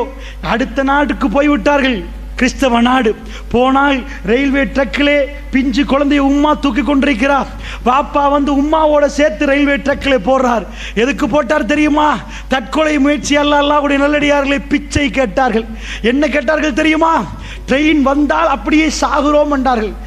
ஒரு பேச்சுக்கு நிஜமாக சொல்லவில்லை. ஏன் அப்படி சொன்னால்தான் அந்த ஊரிலே எங்களை எடுப்பார்கள். என்ன கேட்டார்கள் தெரியுமா? இல்லை என்றால் நீங்கள் எங்களை பொறுப்பெடுத்துக் கொள்ளுங்கள் என்றார்கள். எங்களை பொறுப்பெடுத்துக் கொள்ளுங்கள் என்றார்கள். சுப்ஹானல்லாஹ். கிறிஸ்தவ நாடுகளில் போய் மண்டியிட்டு எங்களை பொறுப்பெடுத்துக் கொள்ளுங்கள் என்று கண்ணீர் வடித்து அழுகிறார்களே பஷார் அல் அசாத். அவன் செய்த கொடுமை இந்த மோமின்களை, முஸ்லிம்களை மண்டியிட வைத்திருக்கிறது அல்லாஹ்வுடைய நல்லடியார்களே. அப்படி என்று சொன்னால் நான் என்ன உங்களுக்கு சொல்கிறேன், அதிபயங்கரமான யுத்தத்தின் விளைவு. நன்றாக வாழ்ந்த எங்களுடைய முஸ்லிம்கள் எங்கேயோ போகிறார்கள். அவர்களுடைய குடிசைகளே கூடாரத்திலே -டிகிரி. அல்லாஹ்வுடைய நல்லடியார்களே, அதிபயங்கரமான கூதல் இருக்கிறார்கள். சாப்பிடுவதற்கு வழி இல்லை. அவர்கள் செய்த குத்தம் என்ன? பஷார் அல் அசாதை முன்னிறுத்தி, இறைவா, இந்த கொடுங்கோலனுக்கு நீயே பார்த்துக்கொள் யா அல்லாஹ் என்று எத்தனை முஸ்லிம்கள் கேட்டீர்கள். நானும் நீங்களும் அவர்களுடைய உறவுகள் என்றால், அஹ்லு சுன்னா வல் ஜமாஅத்தினர்கள் பாதிக்கப்படுறார்கள் என்றால், இந்த ஷியாக்கள் அவர்கள் நுழைந்து இவர்கள் அஹ்லு சுன்னாவுடைய இரத்தத்தை ஓட்டுகிறார்கள் என்று சொன்னால் புரிந்து கொள்ளுங்கள், இந்த நாட்டிலே ஷியாக்களை வளர்க்கிறார்கள். இமாம் குமைனி. யாரடா இமாம் குமைனி? அவனுக்கு இமாம் என்று யார் பேர் வைத்தது? அல்லாஹ்வுடைய நல்லடியார்களே, அந்த அளவுக்கு இமாம் என்று சொல்லக்கூடிய ஈரானிய முஸ்லிம் குடியரசு என்று வாய் கூசாமல் வானொலிகளில் பேசுகிறார்களே. ஷியாக்கள் என்றைக்காவது அஹ்லு சுன்னா வல் ஜமாத்தில் சேருவார்களா?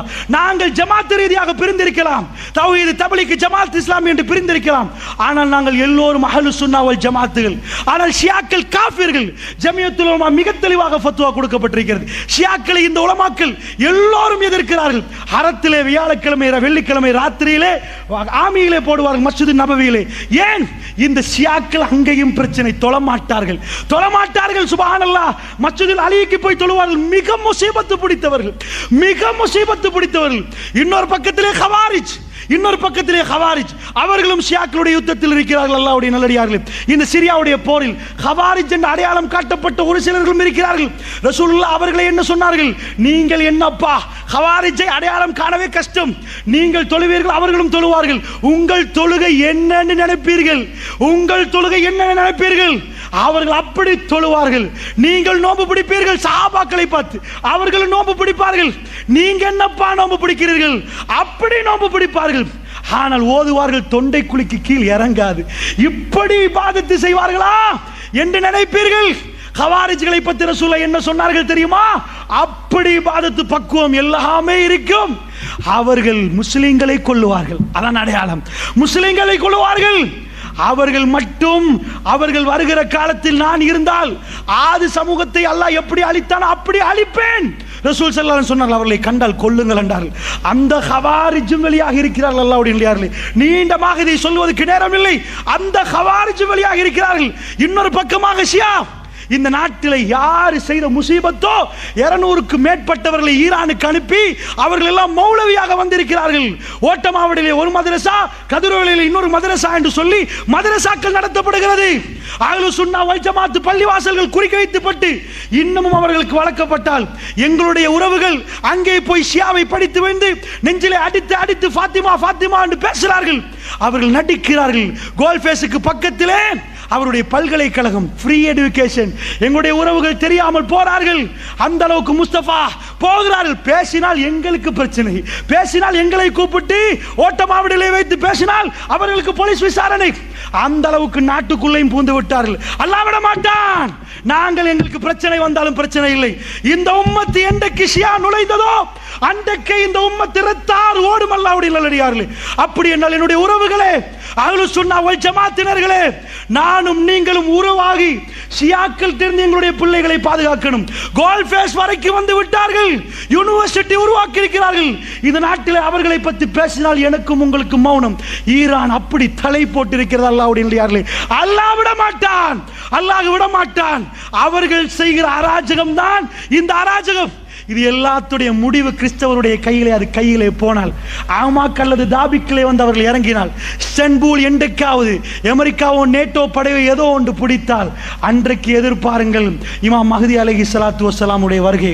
அல்லாஹ்வுடைய நல்லடியார்களே, அதிபயங்கரமான சம்பவங்கள் இவைகள் எல்லாம் நடக்கிற நேரம் இன்னொரு சம்பவம் நடக்கிறது. இது எல்லாம் வைத்துத்தான் மறுமை நாள் நெருங்கி விட்டதா? ரசூலுல்லாஹ் சொல்லிவிட்டார்கள், நெருங்கி விட்டது. நான் தான் கடைசி தூதர் என்று சொல்லிவிட்டார்கள். அது எவ்வளவு நெருங்கியிருக்கிறது என்றால் ரசூலுல்லாஹ் சொன்னார்கள் ஒரு நதியை பார்த்து. மறுமை நாளைக்குரிய அடையாளங்களை ரசூலுல்லாஹ் பேசுகிற நேரம் பானதுரையிலே இந்த வீட்டிலே இப்படி நடக்கும் என்று பேச மாட்டார். இன்னால் மௌத்தாகுவார், அது மறுமைக்குரிய அடையாளம் என்று சொல்ல மாட்டார். ஏனென்றால் உலகமே பார்க்கணும், உலகமே பேசணும். அந்த மாதிரி விஷயங்களைத்தான் ரசூல் ஸல்லல்லாஹு அலைஹி வஸல்லம் நாவுகளே அல்லாஹ் சொல்ல வைத்தான். ஏன் சொல்ல வைத்தான் தெரியுமா? அந்த யுகங்களில் அவைகள் எல்லாம் நடக்கிற நேரம் நானும் நீங்களும் தௌபாவிலே ஈடுபட்டு அல்லாஹ்வின் பக்கம் திரும்ப வேண்டுமா, நெருங்க வேண்டுமா? அதற்காக வேண்டி அல்லாஹ்வுடைய தூதர் இப்படி சொன்னார்கள். ரசூலுல்லாஹ் சொன்னார்கள், ஃபுராத் நதி வத்தி, யூப்ரட்டிஸ் நதி வத்தி, தங்க மழை வெளி வரும் வரைக்கும் மறுமை நாள் வராது வராது என்றார்கள் ரசூல் ஸல்லல்லாஹு அலைஹி வஸல்லம் அவர்கள். லா தகுமுஸ் ஸஆ, மறுமை நாள் வராது. ஃபுராத் நதி வத்தி, தங்க மழை வெளி வரும் வரைக்கும். புகாரி முஸ்லிமிலே வருகிறது. அல்லாஹ்வுடைய நல்லடியார்களே, திடுக்கிடக்கூடிய செய்தி. ஃபுராத் என்றால் யூப்ரட்டிஸ் நதி. நான் நினைக்க மாட்டேன் இந்த சபையில் யாரும் அந்த நதியை ஸ்கூலில் படித்திருக்காமல் யாரும் இருந்திருப்பீர்கள் என்று. ஏனென்றால் உலகத்தில் மிக பிரசித்தி பெற்ற நதிகளில் நைல், யூப்ரட்டிஸ், டைக்ரீஸ், அமேசான் இவைகள் ஆகவும் பிரசித்தி பெற்ற நதிகள். ஹிந்து நதி. இந்த நதிகளில் மிகவும் முதன்மை வாய்ந்தது தான் யூப்ரட்டிஸ். உலகத்திலே மனிதர்கள், அதாவது சிவிலைஸ் ஆக்கப்பட்டது மெசொப்பொத்தேமியான்னு வரலாறு என்று சொல்லுவார்கள். அங்கிருந்து தான் மனிதர்கள் ஆரம்பமாக அவர்கள் வீடு கட்டி ஒழுங்காக வாழ்ந்தது என்றால் மெசொப்பொத்தேமியானு பேப்பரை கண்டுபிடித்தவர்கள் அவர்கள் தான். அதில் நான் எழுத்து ஆரம்பிக்கப்படுகிறது. அது யூப்ரட்டிஸ் நதிக்கரையோடு ஒட்டித்தான் அந்த குடியிருப்புகள் வருகிறது. அல்லாஹ்வுடைய நல்லடியார்களே, வரலாறில் என்றைக்கும் இல்லாத மாதிரி நான் பார்த்தேன். சுபஹானல்லாஹ், நாசாவுடைய ஒரு படத்தை. சுபஹானல்லாஹ், நீங்கள் போய் இன்டர்நெட்டில் அடித்து பாருங்கள். 2003ஆம் ஆண்டு, 2009ஆம் ஆண்டு, 2003, 9, 16 எடுத்து காட்டார்கள். அசந்து போகிறேன். அல்லாஹ்வுடைய நல்லடியார்களே, அந்த ரிவருடைய மேப், சேட்டலைட் மேப், இவ்வளவு இருக்கிற ரிவர் ஒரு நூலாக மாறி இருக்கிறது 2016. அவர்கள் விஞ்ஞானிகள் சந்தேகிக்கிறார்கள் 2023 இதில் ஒரு பகுதி வத்திவிடும் என்று. வரலாறிலே இதுவரைக்கும் வத்தாத ஒரு நதி, ஜீவன் நதி, எக்கச்சக்கமான ஆட்டிகள். ஏனென்றால் இது ஈராக்கை ஒட்டி, சிரியாவை ஒட்டி ஓடக்கூடிய ஒரு நதி. இது வத்துறது எந்த அளவுக்கு என்றால், பழங்காலத்து சில நாணயங்கள், சில விஷயங்கள், அவைகள் எல்லாம் நதிக்கரையில் இருந்து எடுக்கிறார்கள். அந்த போட்டோக்கள் எல்லாம் உங்களுக்கு பார்க்கலாம். ரசூலுல்லாஹ் குறிவைத்து சொன்னார்கள், சேட்டலைட் மூலமாக யூப்ரட்டிஸ் நதிகளை இன்றைக்கு அவதானிக்கப்படுற அளவுக்கு. யூப்ரட்டிஸ் நதியுடைய ரிவர் இன்றைக்கு இவ்வளவு சுருக்கமாகி விட்டது. மக்களுக்கு, ஈராக் மக்களுக்கு தண்ணீர் இல்லையாம், யூப்ரட்டிஸ் வத்துதாம். இவைகள் எல்லாம் இன்றைக்கு உலகத்தில் பரவலாக பேசப்படுகிறது. உலகம் பஞ்சம் என்று பேசப்படுகிறது. அத்தாதுர்க் என்ற ஒரு பிரைம் ப்ராஜெக்ட் அடிக்கிறார்கள். அந்த நதியை திருப்பி அது இன்னும் கொஞ்சம் நதியை வத்த வைக்கிறது. கூடி அந்த மக்களுக்கு தண்ணீர் வசதி இல்லையாம். ரசூலுல்லாஹ் சும்மா பேசவில்லை. யூப்ரட்டிஸ் நதி வத்தி தங்கம் மலை வெளிவரும் வரைக்கும் மறுமையினால் வராது என்றார்கள் ரசூலுல்லாஹ். நீங்கள் போய் அதை எடுக்க வேண்டாம் என்றார்கள். 100 பேர் போனால் 99 பேர் சாகடிக்கப்படுவார்கள். ஒரே ஒருவர் தான் மீதமாக இருப்பார்கள். 99% என்று அர்த்தம் அல்லாஹ்வுடைய நல்லடியார்கள்.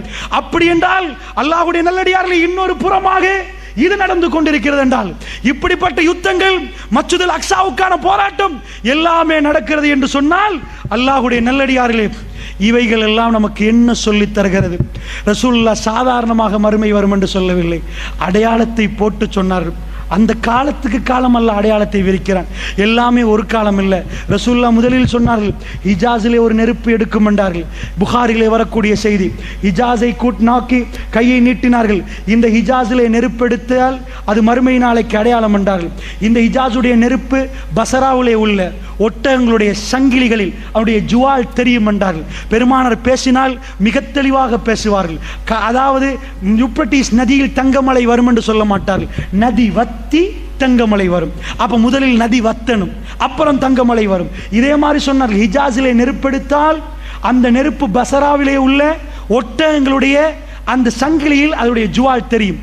சுபஹானல்லாஹ், அல்லாஹ்வுடைய நல்லடியார்களே, என்ன நடந்தது தெரியுமா? ஹிஜாஸில் ஹிஜ்ரி 617ஆம் ஆண்டு ரசூலுல்லாஹ் மௌத்தாகி 600 வருடங்களுக்கு பிறகு 2 பூமி குலுக்கங்கள் ஹிஜாஸ் நெருப்பெடுக்கிறது. எப்படி நெருப்பு? அது அப்படியே வானத்தை நோக்கி நெருப்பெடுக்கிறது. அந்த இன்டர்நெட்டில் நீங்கள் அடித்து பாருங்கள். அந்த கல்கள் எல்லாம் கருகி கருகி இன்றைக்கும் ஹிஜாஸில் யாருமே இல்லை. கிட்டத்தட்ட 700 ஆண்டுகளாகிவிட்டது. கருகின கல்லுகள் காலை வைத்தால் குத்தும் நடுவால் நெடுஞ்சாலை போடப்பட்டிருக்கிறது.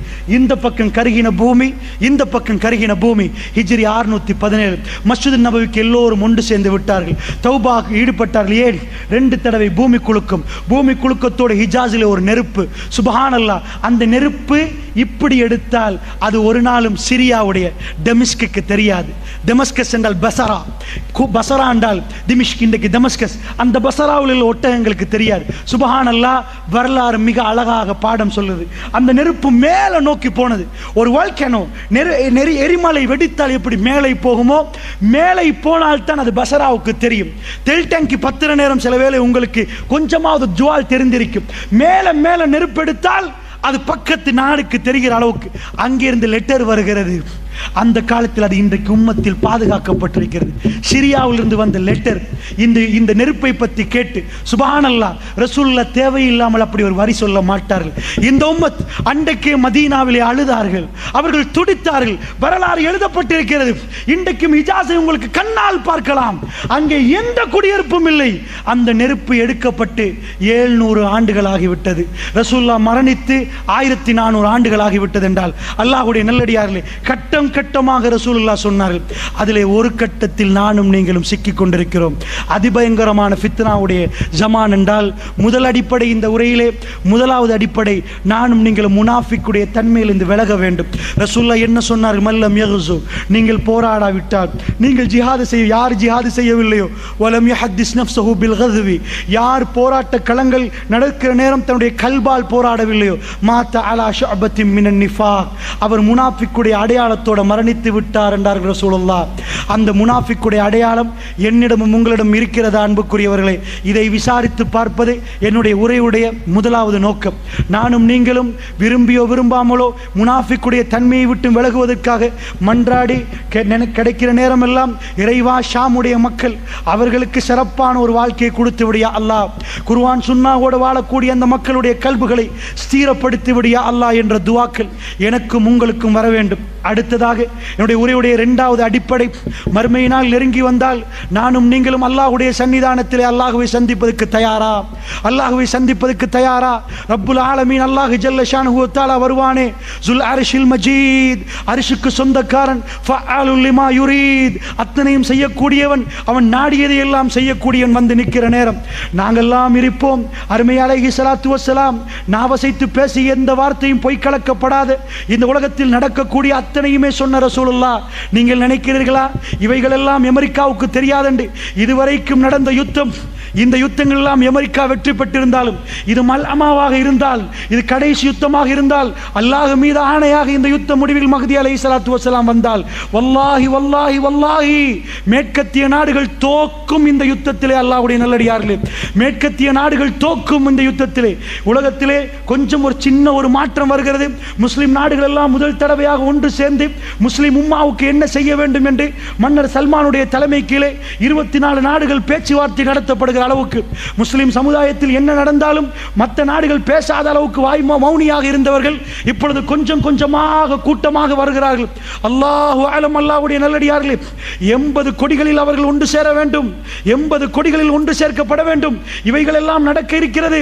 இந்த யுத்தம் மிக பிரம்மாண்டமான யுத்தமாக வரப்போகிறது என்றும் சில கிறிஸ்தவ ஆய்வாளர்கள் பேசுகிறார்கள். என்ன, உலகத்தின் அடுத்த உலக யுத்தம் வரப்போகிறதா என்று அச்சம் கொள்ளுகிற அளவுக்கெல்லாம் பேசப்படுகிறது. அல்லாஹ்வுடைய நல்லடியார்களே, அப்படி என்றால் நான் அவ்வளவு டீப்பாக போகவில்லை. இவைகளை எல்லாம் கல்வியிலே வைத்து ரசூலுல்லாஹ் அடையாளம் காட்டப்பட்ட எந்த ஊரில் யுத்தம் நடக்கவில்லை சொல்லுங்கள்? யகூதிகளோடு நீங்கள் யுத்தம் செய்யாமல் மறுமை நாள் வராது, மஸ்ஜிதுல் அக்ஸாவை கைப்பற்றும் வரைக்கும் என்றார்கள் ரசூலுல்லாஹ். இன்றைக்கு அதுக்கான யுத்தம் ஆரம்பிக்கப்பட்டு விட்டதா? அது நடந்து கொண்டிருக்கிறதா? எங்கள் கையிலே அக்ஸா வந்து அந்த அக்ஸா எங்கள் கையிலே இருக்கும் வரைக்கும் இருக்கிற நேரத்தில் தான் மறுமை நாள் வரும். அப்படி என்றால் அல்லாஹ்வுடைய நல்லடியார்களே, ரசூலுல்லாஹ் சொன்ன துருக்கியிலே அங்கே யுத்தம் ஆரம்பிக்கப்படுகிறது, ஷாம்லே அங்கே யுத்தம் ஆரம்பிக்கப்படுகிறது என்றால் உடைய கடைசி எப்படி அமையும் தெரியுமா? சிரியாவுடைய படை கான்ஸ்டான்டினோப்பிளில் இருந்து அப்படியே வருவார்கள். தஜ்ஜால் வெளியே வந்து விட்டான் என்று சொல்லி கேள்விப்பட்ட உடனே வந்து பார்த்தால் அது பொய்யான செய்தி. அவர்கள் தன்னுடைய குடும்பத்தோடு இருக்கிற நேரம் திடீரென்று ஒரு தகவல் வரும், நிஜமாக தஜ்ஜால் வெளிவந்து விட்டான் குராசான் பகுதியிலே. அதாவது ஈராக் போன்ற பிரதேசத்தில் இருந்து அவன் வெளியே வருவான். வெளியே வருகிற நேரம் யகூதிகள் எல்லோரும் கிங் ஆஃப் பீஸ் அவர்களும் எதிர்பார்த்து கொண்டிருக்கிறார்கள். அவர்கள் எல்லோரும் ஒன்று சேர்ந்து விடுவார்கள் தஜ்ஜாலுடைய பின்னணியிலே. அந்த நேரத்திலே தான் இமாம் மஹ்தி அலைஹிஸ்ஸலாத்து வஸ்ஸலாம் இருப்பது ஷாமிலே, சிரியாவிலே, திமிஷ்கிலே, பசராவிலே, பசராவுடைய கிழக்கு பகுதியிலே, டமஸ்கஸுடைய கிழக்கு பகுதியிலே, வெள்ளை மினாராவில் சுபஹ் தொழுகைக்காக வேண்டி ஆயத்தப்படுகிற நேரம். அந்த நேரத்தில் ஈசா இப்னு மரியமுடைய மகன் ஈசா அலைஹிஸ்ஸலாத்து வஸ்ஸலாம் வானவருடைய ரெக்கையிலே அப்படி இந்த பூமிக்கு இறக்கப்படுவார். ரசூலுல்லாஹ் அடையாளம் காட்டினார்கள், மிக தெளிவாக அடையாளம் காட்டினார்கள். அவர் வர்ணனின ஆடை அணிந்திருப்பார், அவருடைய தலையிலே முத்து முத்தாக வேர்வைகள் இருக்கும். அவர் கொண்டையை சாத்தினால் அப்படியே வேர்வைகள் கீழே கொட்டும் என்றார்கள். தலையை உயர்த்தி பலஸ்தீனத்தினால் அது முத்து முத்தாக தெரியும் என்றார்கள். அவர்கள் வந்து பசராவிலே இறங்குவார்கள். இதுவும் ஷாம், அல்லாஹ்வுடைய நல்லடியார்களே, ஷாமிலே இறங்குவார்கள். இறங்கின உடனே இந்த உம்மத் ஈசா இப்னு மரியம், ஈசா அலைஹிஸ்ஸலாத்து வஸ்ஸலாம் அவர்களை இமாம் மஹ்தி அலைஹிஸ்ஸலாத்து வஸ்ஸலாம் அவர்கள் கண்டு கொள்வார்கள். சொல்லுவார்கள், ஈசா நீங்கள் தொழுவிக்க வேண்டும் என்பார்கள். அவர் ஒரு வார்த்தை சொல்லுவார், இந்த உம்மத்துக்கு தலைமை தாங்குவதற்கு அல்லாஹ் ரப்புல் ஆலமீன் என்னை தேர்ந்தெடுக்கவில்லை, இந்த உம்மத்துக்கு நீங்கள் தலைவர் என்பார். நீங்கள் தலைவர், நீங்கள் தான் தொழுவிக்க வேண்டும் என்பார். இமாம் மஹ்தி ஒரு நபி அல்ல, இமாம் மஹ்தி ஒரு நபி அல்ல. தெளிவாக புரிந்து கொள்ளுங்கள். அதிகமானவர்கள் பிழையாக புரிந்திருக்க. அவர் ஒரு ஜனாதிபதி, அவர் ஒரு ஜனாதிபதி, நேர்வழி காட்டப்பட்ட ஒரு ஹலீஃபா. அதுதான். அவருக்கு வகையும் வராது, அவர் குர்ஆனை தான் பின்பற்றுவார், புதுசாக ஹதீஸ் சொல்ல மாட்டார், அவருக்கு வேற எதுவும் கொடுக்கப்பட்டிருக்காது. அவர் ஒரு நேர்வழி பெற்ற ஒரு ஜனாதிபதி. ஈசா நபி ஒரு நபி. ஆனால் அவர் என்ன சொல்லுவார், இந்த உம்மத்துக்கு நீங்கள் தலைமை தாங்க வேண்டும். சுபஹ் ஜமாத் நடத்தப்படும்.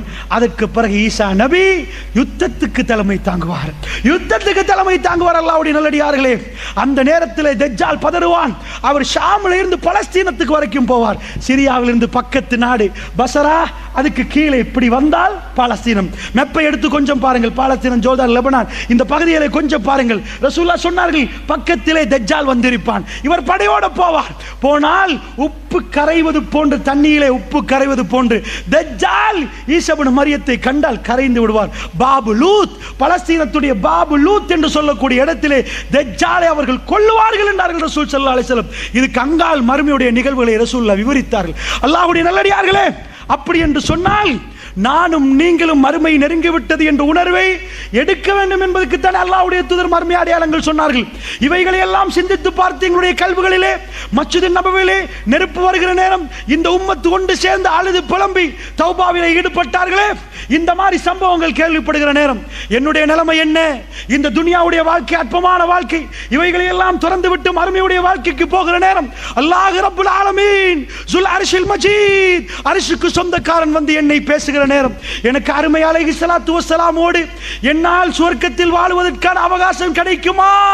என்னுடைய அன்பு சகோதரர்களே, இதை சிந்தித்து பார்ப்பதற்காக இரண்டாவது இந்த உரையை நாங்கள் நிகழ்த்தினோம். இந்த உரையை ஏன் நிகழ்த்தினோம் தெரியுமா?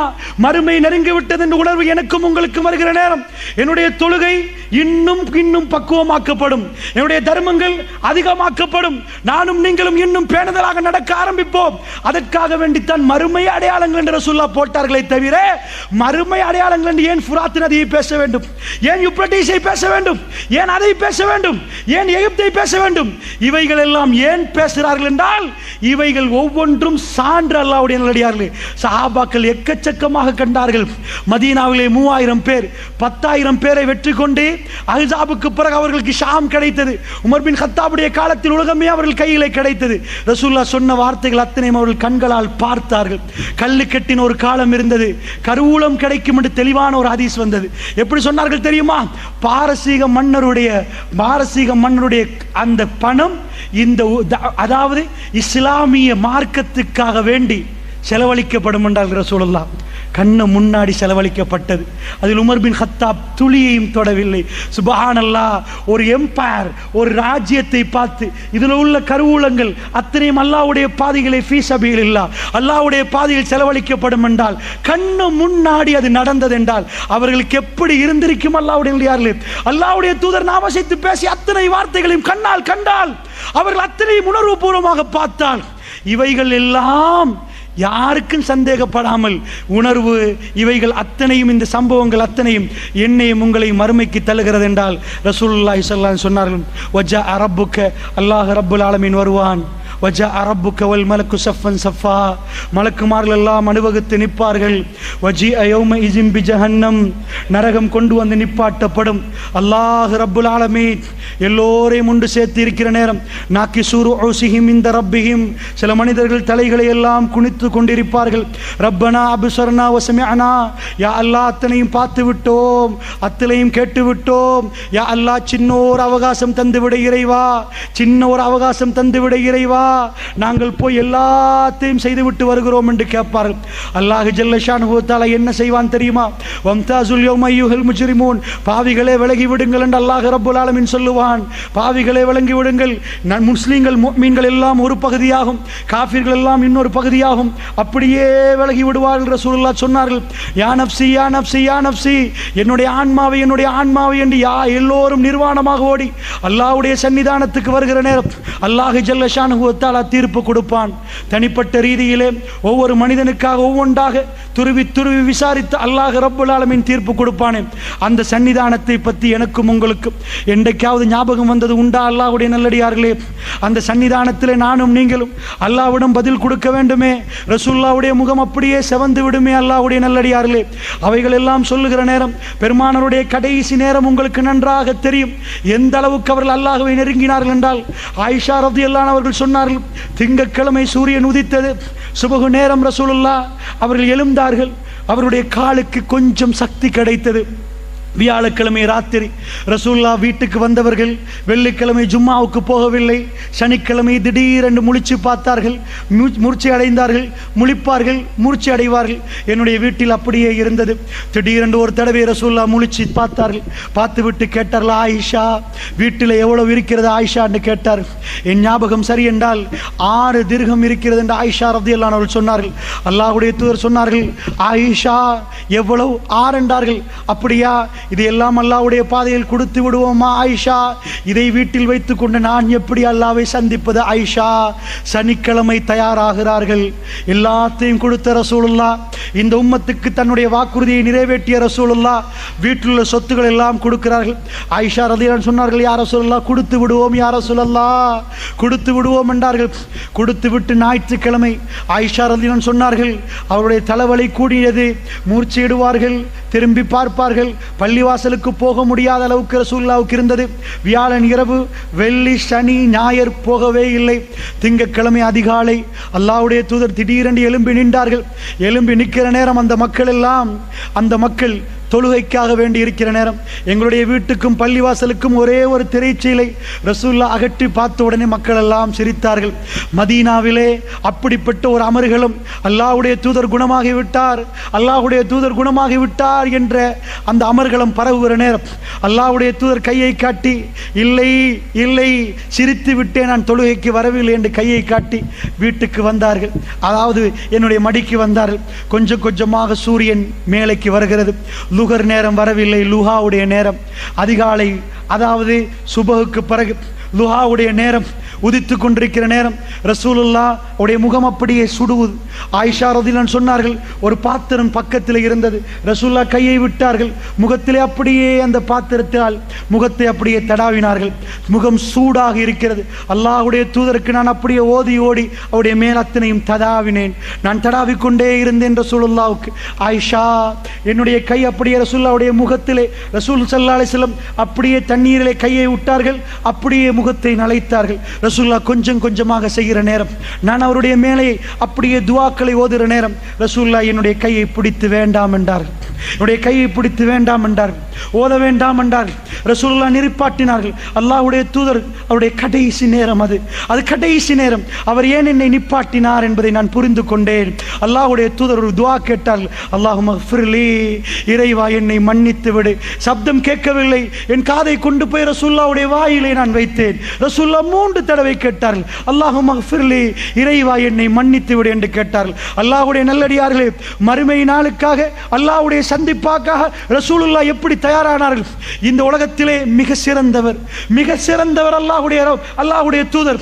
அல்லாஹ் மிக சிலாகித்து சொல்லக்கூடியவர், சொர்க்கவாசி. என்ன கேட்டார்? அல்லாஹும்ம ஃபிர்லி, இறைவா நான் ஒரு அடியான், என்னை மன்னித்து விடு ரப்பே, என்னை மன்னித்து விடு. அவருடைய நாவு அசைகிறது, நான் போய் மெல்ல அவருடைய சப்தத்தை கேட்கிறேன். 3 தடவை சொல்லிவிட்டு ரசூல் ஸல்லல்லாஹு அலைஹி வஸல்லம் விரலை மேலே போவதை நான் பார்த்தேன். அல்லாஹ்வுடைய தூதருடைய கை அப்படியே மேலே போனது. ரசூலுல்லாஹ்வுடைய கண் மேலே பார்த்தது. ஒரே ஒரு துஆவை 3 வாட்டி சொன்னார்கள். என்ன சொன்னார்கள்? என்னுடைய நெஞ்சிலே தலை கணக்க பார்க்கிறது. அவருடைய தலை அப்படியே கொஞ்சம் கொஞ்சமாக என் களத்துக்கும் மார்புக்கும் இடையிலே அவருடைய களத்து இருக்கிறது. அல்லாஹ்வுடைய தூதருடைய கடைசி நேரம், விரல் மேலே போகிற நேரம், கண் மேலே போகிற நேரம், அல்லாஹும்ம ஃபிர் ரஃபீகில் அலா, யா அல்லாஹ் உயர்வானவர்களோடு, யா அல்லாஹ், யா அல்லாஹ் ஹையஸ்ட் கம்பேனியன், யா அல்லாஹ் மிக உயர்வானவர்களோடு என்னை சேர்த்து விடு யா அல்லாஹ். ஆயிஷா ரலியல்லாஹு அன்ஹா சொன்னார்கள், அல்லாஹ்வுடைய தூதரினுடைய மடியை விடுவதை தீர்மானித்து விட்டார்கள், என் மடியிலிருந்து போவதை தீர்மானித்து விட்டார்கள். இருக்கிறார் என்று நான் உணர்ந்து விட்டேன். அவர் சுவர்க்கத்தை கேட்கிறார், அதிலே உள்ள உறவுகளை கேட்கிறார். இந்த உறவை விட அவர் தீர்மானித்து விட்டார் என்று நான் உணர்ந்து கொண்டேன். ரசூலுல்லாஹ்வுடைய விரல் மேலே போய் கொண்டு அல்லாஹும்ம ஃபிர் ரஃபீகில் அலா, யா அல்லாஹ் உயர்வானவர்களோடு யா அல்லாஹ் என்று 3வது முறை சொல்லுகிற நேரம் விரல் அப்படியே கீழே விழுந்து விட்டது. இன்னா லில்லாஹி வ இன்னா இலைஹி ராஜிஊன். ஆயிஷா ரலியல்லாஹு அன்ஹா சொன்னார்கள், அதுக்கு பிறகு ரசூலுல்லாஹ்வுடைய எந்த அசைவும் ஏற்படவில்லை. அல்லாஹ்வுடைய நல்லடியார்களே, அப்படி என்றால் கடைசி நேரத்தில் ரசூலுல்லாஹ் கேட்டது, நானும் நீங்களும் எனக்கும் உங்களுக்கும் எப்பொழுது மரணம் வரும், எப்பொழுது மறுமை வரும் என்று தெரியாது. ஆனால் ரசூலுல்லாஹ்வுடைய ஒவ்வொரு பேச்சும் மறுமையுடைய அடையாளங்களும் எங்கள் கண்ணு முன்னாடி நிகழ்த்து கொண்டு இருந்து கொண்டிருக்கக்கூடிய நேரத்தில் எனக்கும் உங்களுக்கும் திடீரென்று மரணம் வந்தால் நானும் நீங்களும் எப்படி அல்லாஹ் ஜல்ல ஷானுஹு வ தஆலாவை சந்திக்க போகிறோம்? அல்லாஹ்வுடைய நல்லடியார்களே, மரணத்துக்கு வயசு இல்லை, எப்பொழுதும் வரலாம், எப்படியும் வரலாம். அண்மையிலே பக்கத்து ஊர், அதாவது முஸ்லிம்கள் செறிந்து வாழக்கூடிய நாத்தண்டியிலே நாராவில் என்ற ஒரு ஊர், அந்த ஊரிலே நடந்த ஒரு சோக சம்பவம். வறட்சி நிலவி, மழை பெய்து, மறுபடி வறட்சி நிலவி, நேற்று முந்தாத்து கொஞ்ச நேரம் மழை பெஞ்சிச்சு. வறட்சி ஆரம்பத்தில் நிலவுற நேரம் ஸ்காலர்ஷிப் ரிசால்ட்ஸ் வருகிறது. 10 வயசு புள்ள 114 மார்க்ஸ் ஃபெயில் ஆகி விட்டார். வீட்டுக்கு வந்து வீட்டிலிருந்து உம்மாட்ட சொல்றார், கொஞ்சம் குளிச்சுட்டு வாரம்மா. 2 நண்பர்களோடு போனால் தண்ணி இல்லை, வறட்சி, பெக்கோ போட்டு குளத்தை தோண்டிருக்கிறார்கள். அந்த மகன் போற கடைசி பயணம் அது. அவருக்கு அல்லாஹ் மீது ஆணையாக தெரியாது, வீட்டிலிருந்து நான் போகிற கடைசி பயணம். எங்கள் உம்மா மடியில் வீட்டில் இருந்து நாளைக்கு எனக்கு தூங்க கிடைக்காது, இன்றைக்கு ராத்திரி இந்த வீட்டில் இருந்து அமர்கலமாக நேற்று சாப்பிட்ட மாதிரி எனக்கு சாப்பிட கிடைக்காது. அவருக்கு அல்லாஹ் மீது ஆணையாக தெரியாது. அல்லாஹ் ஜல்ல ஷானுஹு வ தஆலா மரணத்தை அப்படித்தான் விதியாக்கியிருக்கிறான். அவர் போகிறார், போனால் குளிக்க போகிறார், ஸ்லிப்பாகி குழியில் விழுகிறார். அவசரமாக எடுத்து போகிறார்கள் மாரவில் ஹாஸ்பிட்டல். அங்கிருந்து சிலாபத்துக்கு கொண்டு போகிறார்கள். சிலாபத்திலிருந்து அப்படியே கொண்டு போகிறார்கள் எங்கே? General hospital. 18 நாட்கள் ஹாஸ்பிட்டலில் பிள்ளையை வைத்திருக்கிறார்கள். நெஞ்சை அமிழ்த்தினால் சேறு வெளியாகிறது, சேரை எடுக்கணும், சேறு உள்ளக்க சேரும் சகதியும் நிறைந்திருக்கிறது. நெஞ்சை அமிழ்த்தி கொண்டு போகிற நேரம் டாக்டர்ஸ்மார்களுக்கு அதிர்ச்சிகரமான விஷயம், நெஞ்சை அமிழ்த்த சேறு வெளியாகிறது. ஆனால் இன்னும் நெஞ்சை அமிழ்த்தினால் ஹார்ட் நின்றுவிடும், அதனால் நெஞ்சை அமிழ்த்த முடியாது, ஒரு கட்டத்தோடு நிப்பாட்டணும். சேறு வெளியாகாவிட்டால் மௌத்தாகுவார், சேரை வெளியாக்குவதற்கு நெஞ்சை அமிழ்த்தினாலும் மௌத்தாகுவார். அல்லாஹ்வுடைய நல்லடியார்களே, என்ன நடந்தது தெரியுமா? 18 நாட்களில் அடிக்கடி மூர்ச்சை எடுகிறார், எழும்புகிறார், சாப்பிடுகிறார், பேசுகிறார். 17வது நாள் என்ன சொன்னார் டாக்டர்? மாலை நேரம் தூக்க மாத்திரையின் அளவு முடிந்து இன்னும் கொஞ்ச நேரத்தில் உங்கள் புள்ளை விழித்து பார்ப்பார், அதுக்கு மேல் அவர் உயிர் வாழுவது எங்களால் சொல்ல முடியாது, 2 மணித்தியாலம் தான் நாங்கள் கணக்கு போட்டிருக்கிறோம் என்றார். ஒரு தாயால் தாங்க முடியுமா? அல்லாஹ்வுடைய நல்லடியார்களே, ஒரு தாயால் தாங்க முடியுமா? முடியவே முடியாது. என்ன நடந்தது தெரியுமா? அல்லாஹ்வுடைய நல்லடியார்களே, அந்த தாய் பார்த்து கொண்டிருக்க அந்த புள்ளை விழிப்பு, சிரிக்குது, பேசுது. டாக்டர் கொடுக்குற டைம் தாண்டுது, 7:30 மணி, 8 மணி ஆகுது. அந்த அம்மா பார்க்குறா, வளமைக்கு மாற்றமாக சிரிக்குது புள்ள.